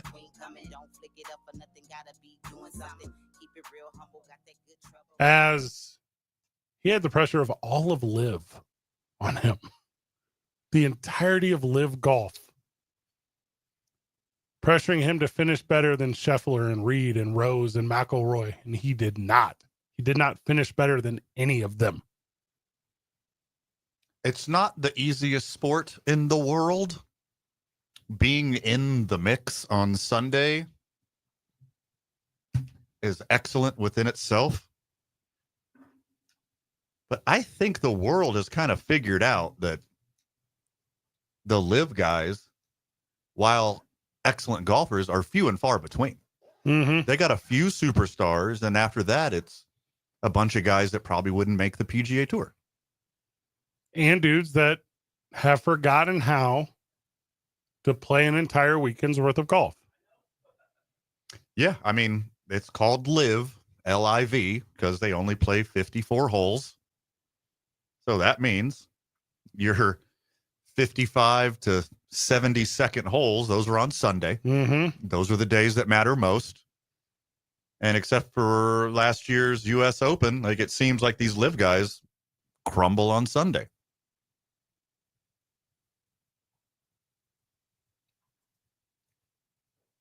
I don't know if there was anything in writing between DeChambeau and LIV, but there had to be an understanding of, or that to the moon he would have been pushed.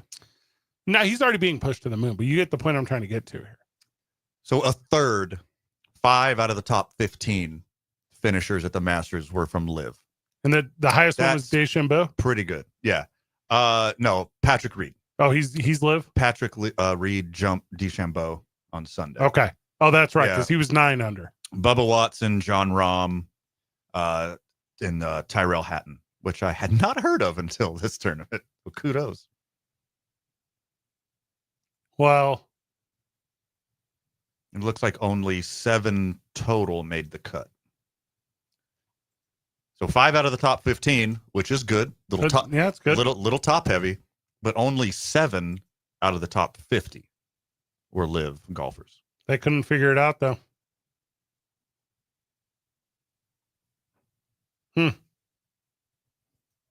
Also, if they only had a jacket ready for a guy Rory McIlroy size, gulp. I believe that they have every standard jacket size ready for all the players that are in contention on Sunday. So they got a back room with like a dozen green jackets in every size and a tailor on the spot waiting. And one every hole they get closer to 18, when the final group grows up to 18, they just hang up one more jacket back in the closet, hang up one more jacket back in the closet. And then when they get to 18, we're like, okay, we got 4 jackets. So what size do we need to tailor these bad boys? Whenever you see like a little babers in a wedding carrying a wedding ring for like the bride and groom. Yeah. Then they have a little babers tuxedo. That's what Rory McIlroy looked like, a little babers tuxedo. They didn't slim fit it, that's for sure. Not his cut. Also, green is very slimming. Stan Hubbard joins us after the break. We're talking Ice Wolves hockey. It's been a good one in studio thus far. Thanks for hanging out with us till 7. It's 2 Men On 95.9 FM and AM 610, the Sports Animal.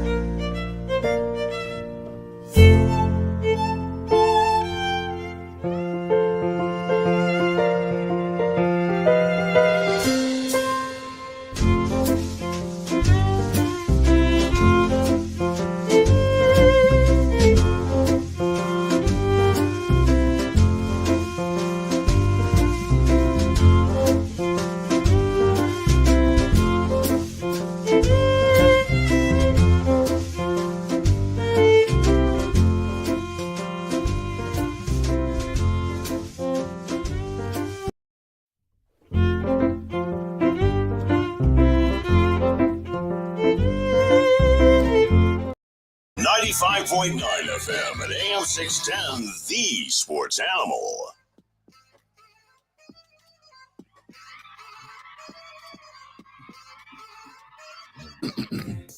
Welcome back to 2 Men On. Welcome back to the program.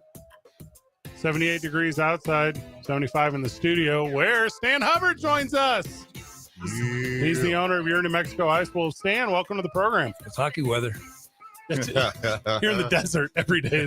Every day is hockey weather. I was going to the skating weather if you want to cool off. I was going to the game yesterday, and you know how paper thin I am when it comes to cold. Like I can't. Sure. So I'm walking in like my Ice Wolves pullover, my matching jacket, gloves on, and there's guys in like cargo shorts and t-shirts.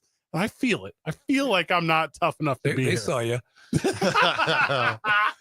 I've slowly acclimated because like the first couple matches we called Under Armour, sweater, Yeah. jacket, gloves, scarf, the whole thing.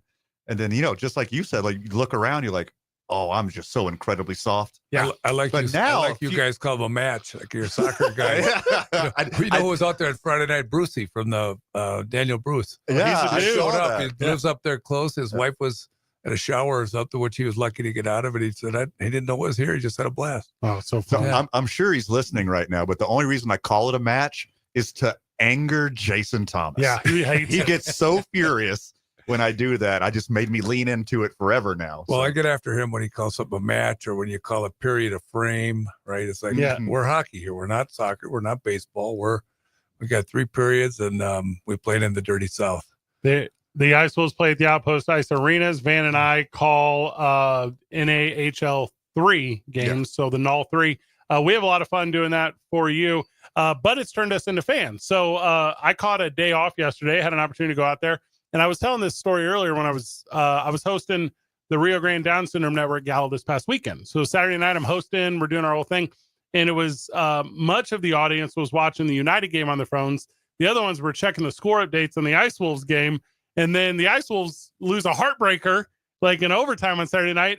But I had a little moment where I was like, oh, good, I get to go to a game tomorrow. And Overtime game, but we won the first one and we came back on Sunday and finished off the series. So that was the good news. They didn't net keep one. Moving. They didn't net one yesterday. They said, no, that's fine. No, we shut them out 4-0. That's the way it should be. That's the way it should be. But it was a tighter game than the score sounds.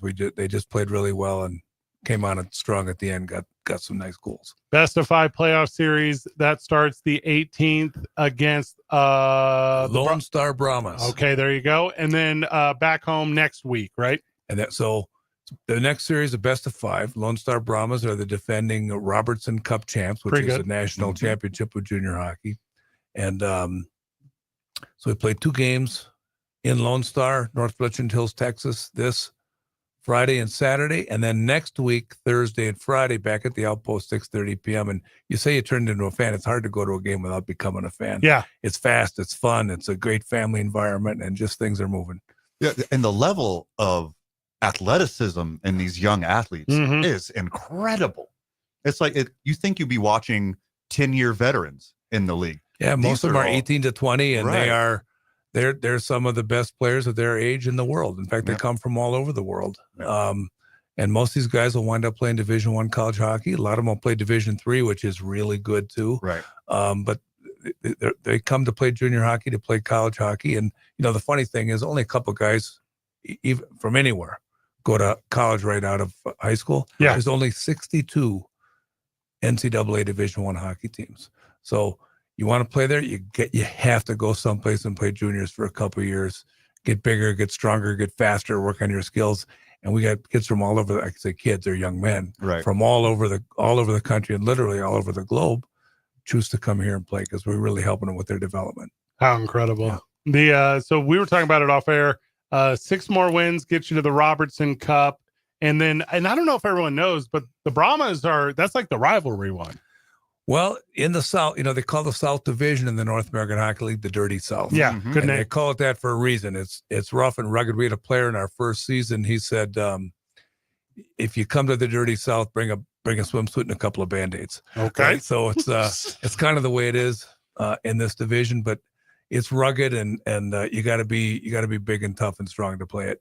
And but these guys are going someplace. All these guys are. And Van, I don't know if you know, obviously we're talking about young athletes, Right. 18 through 20, but 50th year of this league. 50th year of the North American Hockey League. Isn't that It's the crazy? It's the 6th year of the New Mexico Ice Wolves. But yeah, 50 years this has been going on. Isn't that amazing? That's wild to Yeah. me. And then like you mentioned, 6 years here. And then I guess we've been going every year, which is kind of a Sure. long stretch, which I didn't think about it. The weird COVID year, obviously. Yeah. And then here we sit now, and Stan, if I'm exaggerating, say I'm You exaggerating. probably are.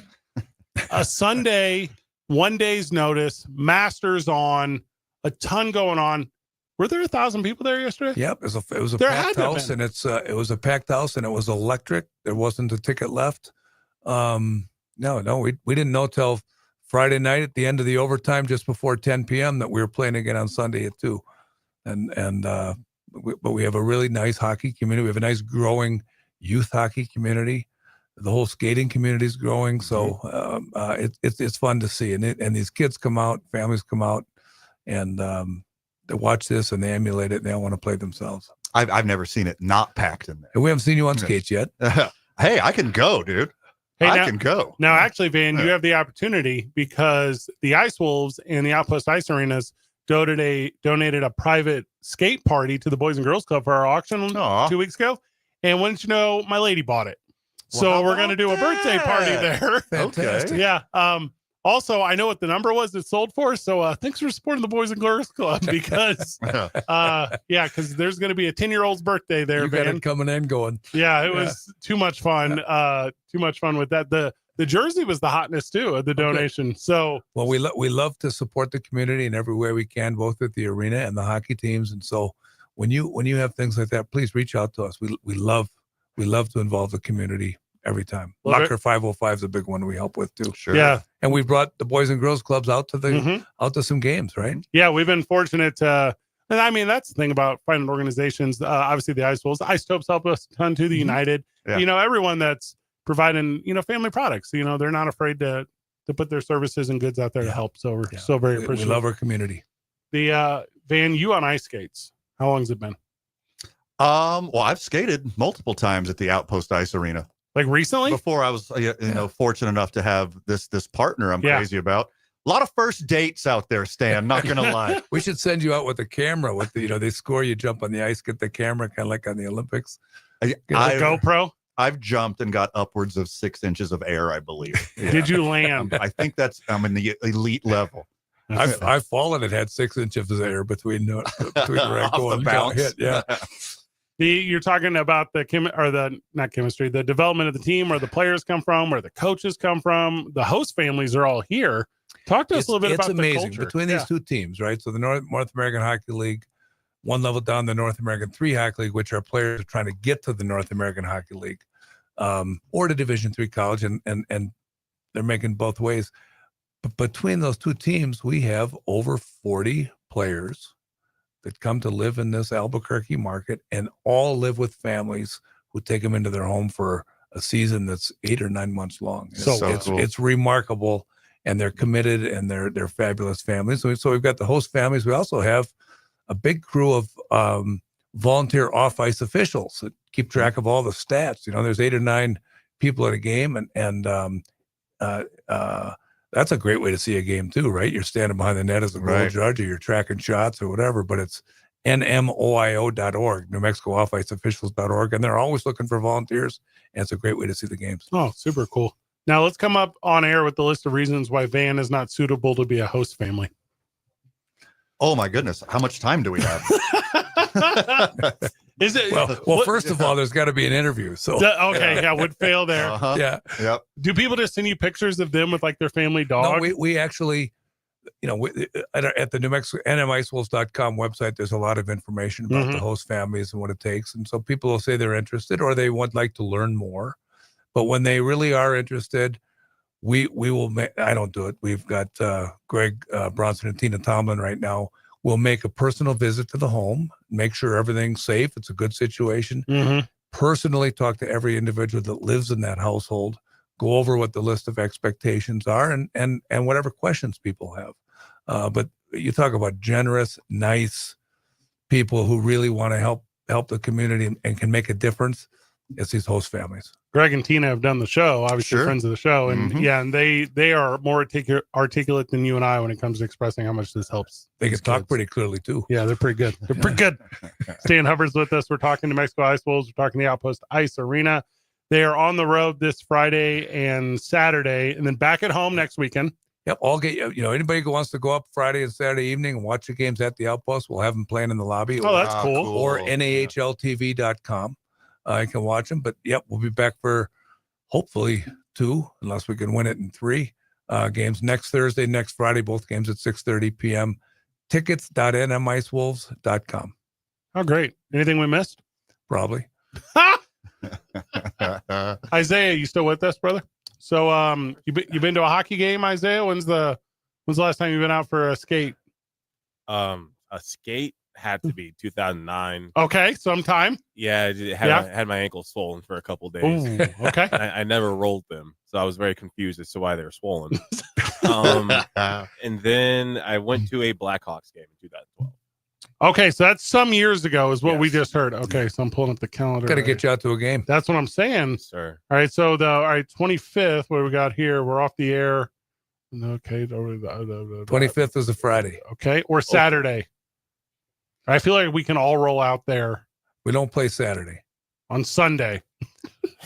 Sunday's back in Lone Star. Okay. If there's a game 5. 24th Well, and hey, let's get 25th. to the next series. We'll try it again. That's Yeah. hit the championship Into one. That's that. the one we're at. Stan, this was nice. Thank you for taking the time. Thanks for having me, guys. When we get back from the break, we can continue down the world of sports, pop culture, current events. It's Two Men On, 95.9 FM and AM 610. Hey, sports animal. This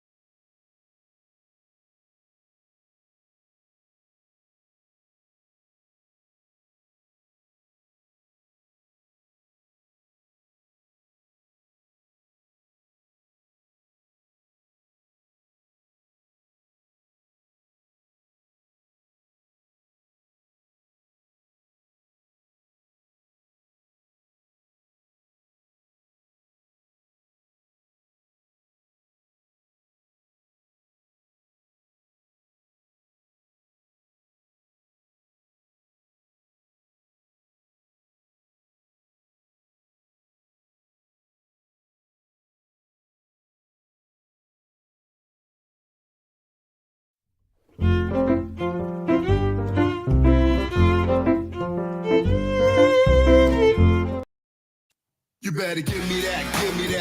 Yeah. And throw up the set. Homie, throw Welcome up back the to set. Two Men On. Big thank you to Stan Hubbard who joined us. And throw up the set. Throw up the set. Now I got my WNBA draft is well underway. Can't give you a single update on it. The only thing we haven't talked about, which we need to talk about,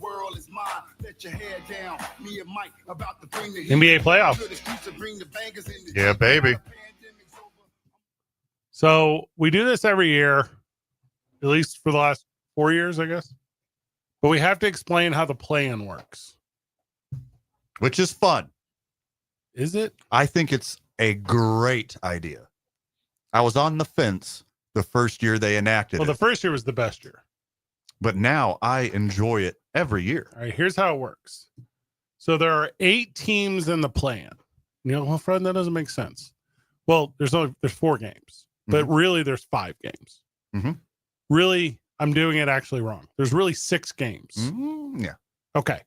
So you want to start in the East or the West? Flip a coin. But I don't know.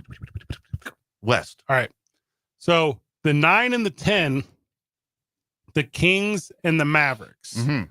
Now, both these 10 seeds, well, I guess the Bulls do too. So the Mavericks have a losing record. The Kings have a losing record. So this is a team, this tournament's for losers. This is the loser part.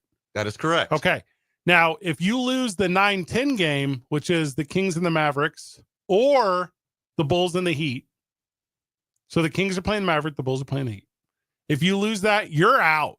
It's over for you. It's over. You don't get to play any more basketball. Yep. Cool. 9 hosts 10. Yeah. Winner moves on. Now, the Warriors are also in a play-in against the Grizzlies. Now, 7 versus 8. 7 hosting 8. yeah. Now, you can lose that one and be fine. Correct. Ish. And host another one. Ish. Yeah. So whoever wins this one of the Warriors versus the Grizzlies, they'll go on to play the number 2 seed, who is the Rockets. Correct. And then the loser will go on to play the winner of the 9-10, the Kings Yes. and the Mavericks. And yes. And then the winner of the 9-10 and the loser of the 7-8 will go on to play the Thunder, the number 1 seed. Did I get all that correct? Dude, you nailed it. I did, right? I am so proud of you right now in this moment. All right, now same formula, but the East. Okay. Bulls versus Heat, one of those loses, they're out. One of them wins, they move on. Mhm. Magic versus Hawks, one of those loses, they play the winner of the Bulls and the Heat. One of those wins, they go on to play the Celtics. Now, if you win the winner of the 9 and the 10 as the loser of the 7 and the 8, you go on to play the 1, the Cavaliers. So in theory, if the Hawks and the Magic both win after beating each other in the first one, they could play again later in the playoffs. But that's a really weird scenario, but it could happen, which is kind of cool. Into it. And I think the Hawks and the Bulls will shock the Orlando Magic, and the Orlando Magic will lose 2 straight games and miss out. That is how I feel about the East. The Hawks will beat the Magic in Orlando. The Bulls will beat the Heat in Chicago. Dang, dude. And then Chicago will go into Orlando and hand them their 2nd straight L. Hawks 7 seed, Bulls 8 seed, and then they will both lose. Then they will both lose in the first round. The Heat are interesting because if you remember, they had Jimmy Butler. Yes. Okay. Now he left for the last 30 games. And then in the last 30 games, the Warriors went like 25-5 or something. That might not be accurate, but that's close. But the Heat still mess around and made the playoffs. Sure. Now, as losers, I want to be clear on that. They are, if you look at their record, you say that's a record of a losing team. You should be in the mix for the lottery. Yeah, but they're in the mix to get bounced by the Cavs. Again, this is going to happen basically every year. Yes. Because more than half of the conference makes the playoffs. If it was exactly 8 teams, the 8th team would probably have close to a 500 record. And then it got kind But of, especially in the softer East, your 9th and 10th team will almost always have a losing record. and was it last night, the Clippers and the Warriors? Is that Yes. last night? And the Clippers won that one in overtime, but they didn't really have to win it, or they still would have been in, but they would have fell to the 6th and they would have had to play the Lakers or something. I might be getting that right. Yes. And then if the Warriors would have won, they wouldn't have been in the playoffs, and the Timberwolves would have or something. Like, all these things are close to accurate. I don't know if they're absolutely correct, but it's all exhilarating. Mm-hmm. I think the playoff format, the play-in playoff format, is genius. Whoever decided on this, the last two to get into the playoffs, deserves a raise, deserves a promotion. This is exciting. Now, the end of the year, you usually talk about players that are in the mix for like awards and stuff at the end of the season. Mm-hmm. But there's all these new rules on who can win awards. Right. So it's like nobody can win. There's all these. It's like 15% of the league is eligible. Yeah. Only 15% of the league met the minimum. And we say it cliche jokingly all the time, but it's way more real in the NBA. The best ability is availability. Luka only played 50 games. Is that right? Yeah, he's out a couple. So he can't win. Mhm. Wemby only played 50 games. Yeah. Can't win anything. He played less than that. Oh, was it less? Yeah, trust me. He was my first pick in fantasy basketball. Okay. Yeah. Kristoff only played 40 games. He can't win nothing. Mhm. Kawhi, I don't think played 40 games. He can't win nothing. I don't think he's ever played 40 games. Yeah, and he's never gonna. Yeah, the Okay. only 2 years he played a full season, he won the championship. Dang. Well, I mean, I think it kind of shores up your MVPs, though, right? LeBron wins everything. Not anymore. That'd be sweet, though. How insane is it for Jokic, almost a joker, averaging a triple double? He, The first center to ever do it. Yeah, like averaging a triple double. No, he didn't get one every game, but that means some games like 18, 19 rebounds, 18 assists. what does center even mean anymore? Yeah, he's a hybrid. Yeah, He's been a hybrid his whole brings the career. ball up. Yeah. He's the only player in NBA history to be top 3 points, rebounds, assists, and steals. Only person who's going to do that is him. Oh, he is? Yeah. All right, here's the actual number. 15.7% of the league is eligible. For postseason all pro, awards. postseason awards. Yeah. Gosh, that's like nothing. All pro, all NBA. The best abilities of Vela. Mm-hmm. Okay. Availability.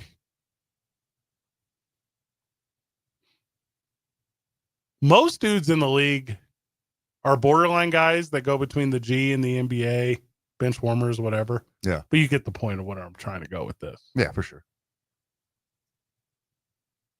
Side note, Golden State Warriors with Jimmy Butler, hopefully a healthy Jimmy Butler in the playoffs, might be the best 7 seed in the history of the world. They will beat my beloved Houston Rockets if Steph and Jimmy are healthy. Was it 25-5 what they finished the year at? Yeah. That has to be close. It's unfair how good they are now with Jimmy.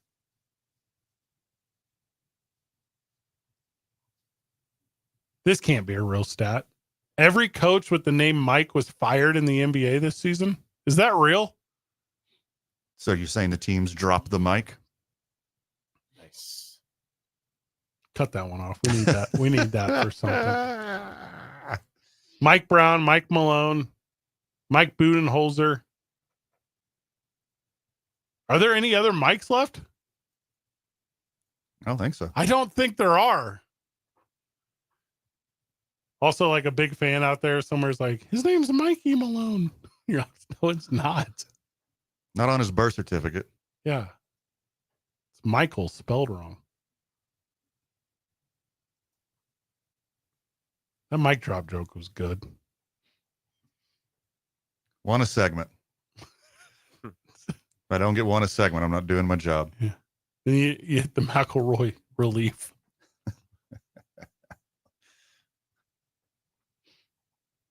I think the NBA play. So they really start this weekend, or they start tomorrow. The play-ins tomorrow. I hope so. Yeah, I believe it's tomorrow. It starts tomorrow. That is correct. All right, watch that. Atlanta at Orlando, 5:30 Mountain. Memphis at Golden State, 8 Mountain. Orlando favored by 5.5. Ugh. Golden State favored by 7.5. Ugh. And then the Kings and Mavericks play the next day? Wednesday, 5:30, Miami at Chicago, No, 8 o'clock, Dallas at Sacktown.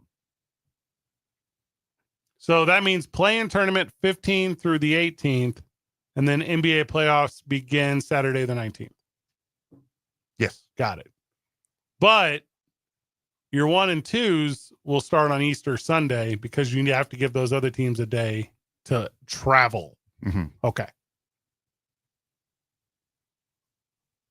The problem with the NBA playoffs, so many games in every round. No, that makes it better. I don't know. Any team in basketball can beat you in one game, not in a series. The Utah Jazz won 17 games. The Washington Wizards won 18. Charlotte Hornets won 19. The Pellies won 21. Those teams should lose every night, but they still every once in a while could win a basketball game. Yeah, in all honesty, I feel like I wish they could do this for NFL, but obviously you can't just because the games are a lot more taxing on the bodies. But I do think that at least like 3 times. Best out of 3 NFL playoffs. That would be. God, would you That would watch them take less, though? so long. That's what I'm saying. It would. It's year round already. Now we're going to have to add extra months to the calendar. That's the best one because you just have to watch the one. Yeah. Like that's 7 in every round. Like baseball's figured it out. Like the first one's like go down to 5 because those playing games will be super hot fire. But then, and no offense to like the other games, but I don't need to watch game 1, game 2, game 3. Only game 3 if it, and really not even if it's gonna if game 4 is a possible sweep. I'm not watching that. Oh yeah. I need game 6s. I need game 7s. I kind of did like the first round being best of 5. How many years ago was that? You get to the next round faster, but I mean, with 7, like almost always the better team wins. Yeah. And I'm sure Kia is the reason they're doing this. Go on. Well, you know, it's, hey, well, you know, have more TV. You know, we'll pay you. Whatever. Already added an extra round with the play-in. Added 2 extra games in the first round. That's a lot of basketball viewing. Listen to this crazy stuff. Because the Lakers are playing Minnesota, that's the 24th different franchise LeBron James has played in the playoffs. Wild. That's their best draw. The Lakers, I think they match up better against Minnesota than they do Denver, LA Clippers, or Golden State Warriors. So I think this kind of ensures that they make it to the second round. He's never played the Lakers in the postseason. He's never played against his current team. He'll never, ever play against New Orleans because they're terrible. Agree. Until they get the name Jazz back. Yeah. And then they could turn it Now, around. the best thing that could happen in the NBA would be the Lakers and Cleveland. Oh, hard disagree. What? Incredibly hard God, disagree. it's so great. It's Lakers Celtics. Well, there's that. Yeah, but for sure. But for LeBron's personal journey, all these conflicted Cavs fans don't know what to do about it. I know what to do about it. Even though they're the 2 best teams in the association, Adam Silver does not want Oklahoma City and Cleveland that is to be in the final. There's like just any big market besides these 2, please. What did Cleveland lose? 12 games? 18? That can't be right. Yeah. Oklahoma City lost 12 then. Oklahoma City lost 14. See, that's like nothing. Yeah. incredible. And a lot of friends of the show right now are like, can't wait to Google players on both those rosters. Mm-hmm. Oklahoma City had a plus 12.9 point difference for the season. 4 more than anybody else. They put an entire country on the map of players. Canada didn't produce players until now. Say that to Steve Nash's face. Hey, Steve. Anthony Bennett sucked. That part's correct. Lots of coaches got fired today. I don't like talking about losers while there's still winners out there, but yeah. Mike, don't call me Mikey Malone. He will have his pick of any number of jobs. It's San Antonio. I've already told you this. I hope it's New York. If the New York Knicks get upset in the first round, coach is gone. And then they're definitely hiring the hometown boy. Yeah.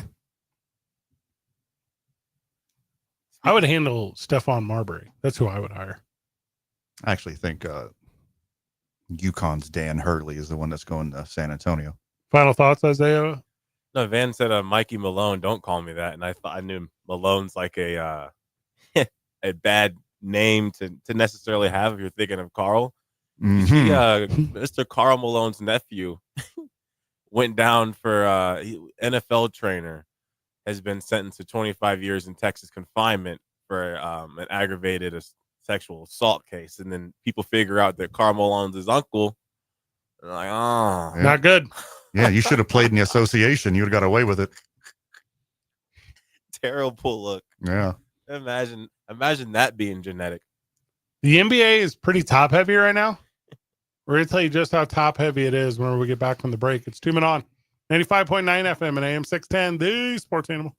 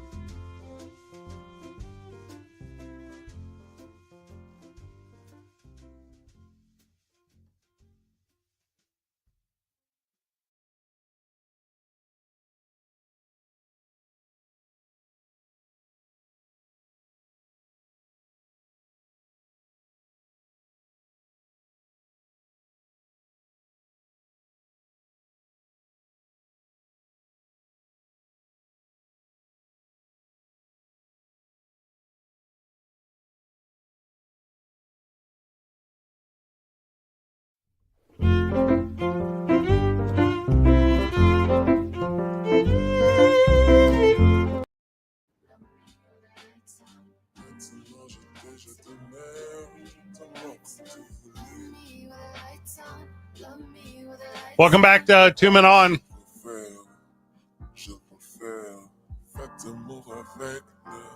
The thing I'm about to say hasn't happened in 10 years. There are 9 teams in the NBA postseason that have 50 wins. That's wild. That hasn't happened since 2014, 2015, and there were 10 that year. That's wild. 50-win teams don't come in bundles. There are 9 of them in the playoffs this year. That means, Van, there were some all-time tank jobs this year in the NBA. You would like to think that no basketball team loses on purpose. 4 of them lost 60 games. And a game-to-game basis, I don't think any basketball team loses on purpose. I tell you what, a lot of front offices are losing seasons on purpose, trying to tank for Cooper Flag. 4 teams lost 60 games. There's a 58-game loser and a 56-loss team. What? It's like, is it really easy to be a good team, or is it really hard to be a good team right now? Because I'm sure the teams that are bad are like, man, there's going to be a season. The Detroit Pistons were the first team to ever triple their wins the next season. Can we press pause? Of course. And we normally try to stay away from some of this conversation, but I am going to circle us into it. Detroit is the one basketball team that doesn't want the next great white hype in the NBA. So they didn't tank. They did not tank.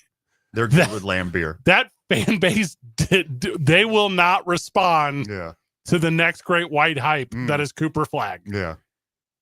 We can come back now. I'm just. You talking like generally from the city of Detroit? Yes. Are you talking like Darko Milicic PTSD? Both. Why not both? If he turns on if he goes heel, oh, they'll love him. He's American sweetheart right now, the Duke boy from Maine, innocent.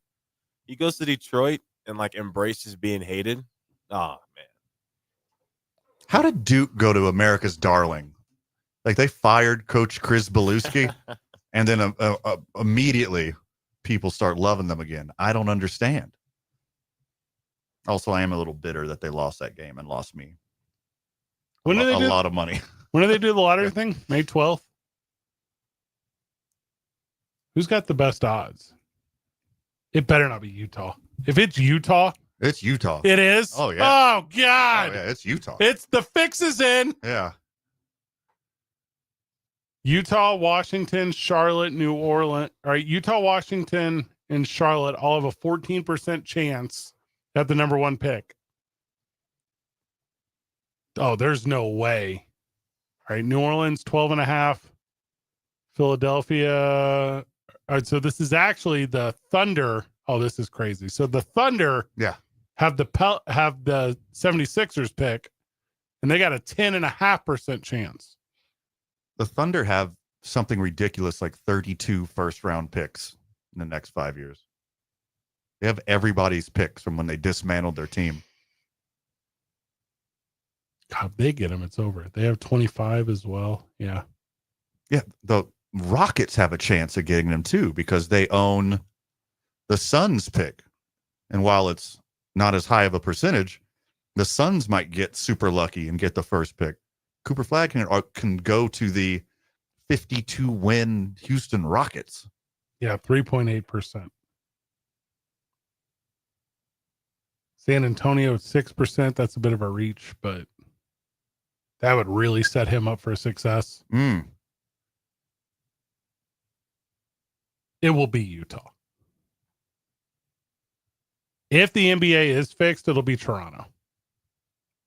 There's so many people in Toronto. You can sell so many everythings in Toronto. Not trying to get them, though, is Detroit at all. Yeah, if the fix is in, you would definitely skip over the first 4, most likely. Try to put them in a big market. Toronto, Brooklyn, Philadelphia, Phoenix, Portland, San Antonio. Houston, like you said. That'd be unbelievable. It'd be unbelievable for that fan base to be part of a good thing. And not Dylan Brooks. Dylan Brooks, if he was on any other team besides the team that I root and cheer for, I would hate that dude. Yeah, how's that been for you?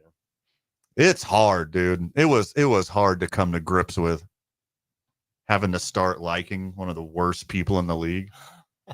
So this is awkward. Haley Van Lith just got drafted, and they only have the logo up, the team that drafted her, so I have no idea. Yeah. I don't know what that logo is. Look all the way to the right. Is that women's Golden State? They completely robbed Golden State's logo. That's Chicago. Sky? Is that right?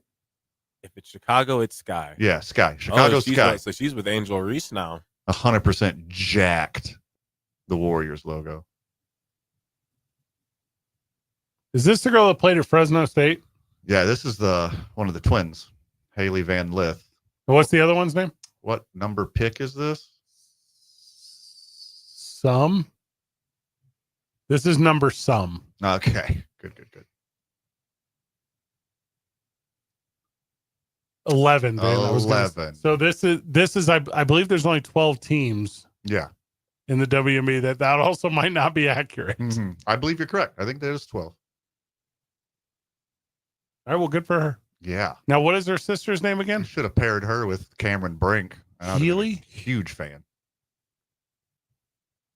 Now, they're not showing any pictures of her sister at the NBA draft. No, she's not in the draft this year for whatever reason. Well, why isn't she at her sister's table celebrating? Is that the mom right there? I don't know. She's still pretty fit. I don't think her mom hoops. There you go. So Van Leith watch. She is now a Golden State Sky. That's awesome. Now, Isaiah just whispered in my ear, 50-win teams in the East don't count. Now, Isaiah, that's rude. That is rude that you said that. They don't really.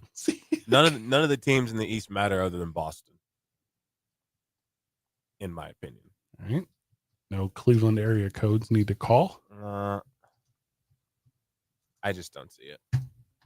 I think the Knicks are good. I don't know if they're good enough to win all of the NBA, but I don't think they'll struggle with the Pistons. Now, if they have to play the Celtics after that, it's a tough sitch. I think they're pretty good. Editor's note. Yep. My apologies to WNBA fans out there. Haley Van Lith does not have a twin sister. That's what I see. I knew you didn't know what you're talking about. That was the Cavenders. I got them mixed up with the Cavenders. See, yeah, she has a brother that also plays basketball. See, you're an idiot. And Van Lith, she's the one. No secret to the listener. She's the one that was walking down the handshake line, and one of the girls in the other team tried to talk trash in her ear, and she's like, "Get out of here," and walks right by her. So she and Angel Reese, the Chicago Sky, the Caitlin Clark drama transferred to WNBA for a little bit when the Sky and Caitlin Clark would play, and they were bullying her, or the Kennedy Carter girl, something like that. You could have said anything. Yeah. We covered it on this program. She's awful. Yeah. So now you add Van Lith into that mix. That's about to be, they're the 80s Pistons of the WNBA. Right? None of them are Caitlin Clark. Rookie of the year, first team all WNBA, leader in assists per game, leader in 3-pointers made, most assists in a season in the history. Yeah, her first year. Most assists in a game in a history, most points in a season in franchise history, most points by a point guard in a season in history. You want me to keep going? There's a bunch of them. She had a triple-double, not once, twice. Which are pretty rare in the WNBA. Don't mind telling you, sports fan. Every category by a rookie, she's had the most ever or is first. Not an Olympian. She will be for the next 16 years. Hey, not my Olympics. What are you having an all male Olympics? I'm going to the Olympics in 2028. Yeah, baby. And the only souvenir I'm going to buy is a Team USA Caitlin Clark jersey. Not going to go all the way out because I don't know about women's cut jerseys, Mm-hmm. but I'm going to get a jersey. Nice. Good touch. If she wears number 10, that'd be cool for me. I'll get a Haley Van Lith. Want me on the team. 2 men on 95.9 FM and AM 610. The Sports Animal.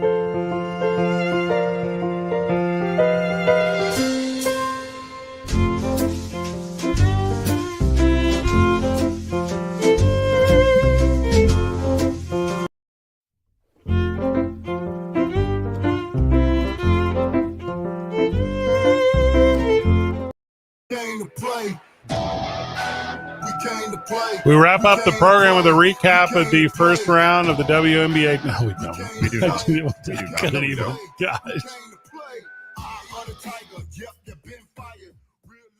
Pretty good little sports weekend, huh, boys? Oh, yeah. Great one. And the last 2 weekends for myself, a little bit of a humble brag. The Boys and Girls Club of Central Mexico, Blue Door Ball, $235,000 raised by this community to help kids. Awesome. Last weekend, the Rio Grande Down Syndrome Network Gala, $215,000 in an effort to help 450 families in central and northern New Mexico. How fortunate I was to be a part of both of those. Thank you to all in the community who came out, celebrated, supported. Going to these things is important. I'm excited about a conversation I had with Coach Eck the other day about future partnership with UNM football and the Boys and Girls Club. Yeah. There's just a bunch of individuals that make the effort to help. Hey, also, there's a bunch of people that don't. Like, and I'm not trying to at all be negative, but be aware, friends of the show, the individuals, the company you keep, the partners you choose to support, vet the people you work with. Because there are organizations out there that are trying very hard to help the right people. And also, I think a lot of people know I live on that side of the world. The amount of people who grab grant dollars and don't use them. Yeah. Disgusting. Oh, it's wild to me. The amount of people that claim they support. And I'm not trying to be like a whistleblower by any means, but I know what a 990 looks like. Like it's not hard for me to tell if you're saying it or if you're doing it. And like you and I, Van, we do not monetarily give the most money in the world to anyone. No. But we use our resources and we use our abilities and our reach and our network and all the friends of the show that help support us, support them. There are ways to help. Be a helper. If you get the opportunity, be a helper. And then when you have to skip the Ice Wolves and the United and the Ice Topes and all these things, circle back to them. Grab them on Monday. We'll have you on. We'll recap. And not does your entire life have to be sports. Sprinkle in some helping of others. Yeah, please do. Please do that. And then after that, root for Rory McIlroy. Celebrate. Do that thing. Cry. Yeah. Do really good. Be a helper. Not enough. Really, there's never enough. No, there's never enough. Is there ever enough good people in your universe? Is there ever enough good people in your bubble? You ever have enough friends who love and support and help their community in whatever way that their love language allows them to? Yeah. It's never enough. Thanks for that support. Know that Van and I will never tariff you. We probably won't tariff you. Depends. We'll change our mind tomorrow. Depends. Yeah. Huh. Ice Topes play all week. They're at home. Van will be out there Friday night. Isaiah Johnson in the production booth. I'm very, very happy with the first round matchup for my Lakers. Okay. I'm looking forward to it. Who are they playing? Timberwolves in 5. Van, final words. You get to watch Anthony Edwards make a bunch of special highlight plays and then lose. Ooh. Yeah, Lakers. Good job, everyone. Keep breathing. Check out the opening drive tomorrow. And see you tomorrow, Burki.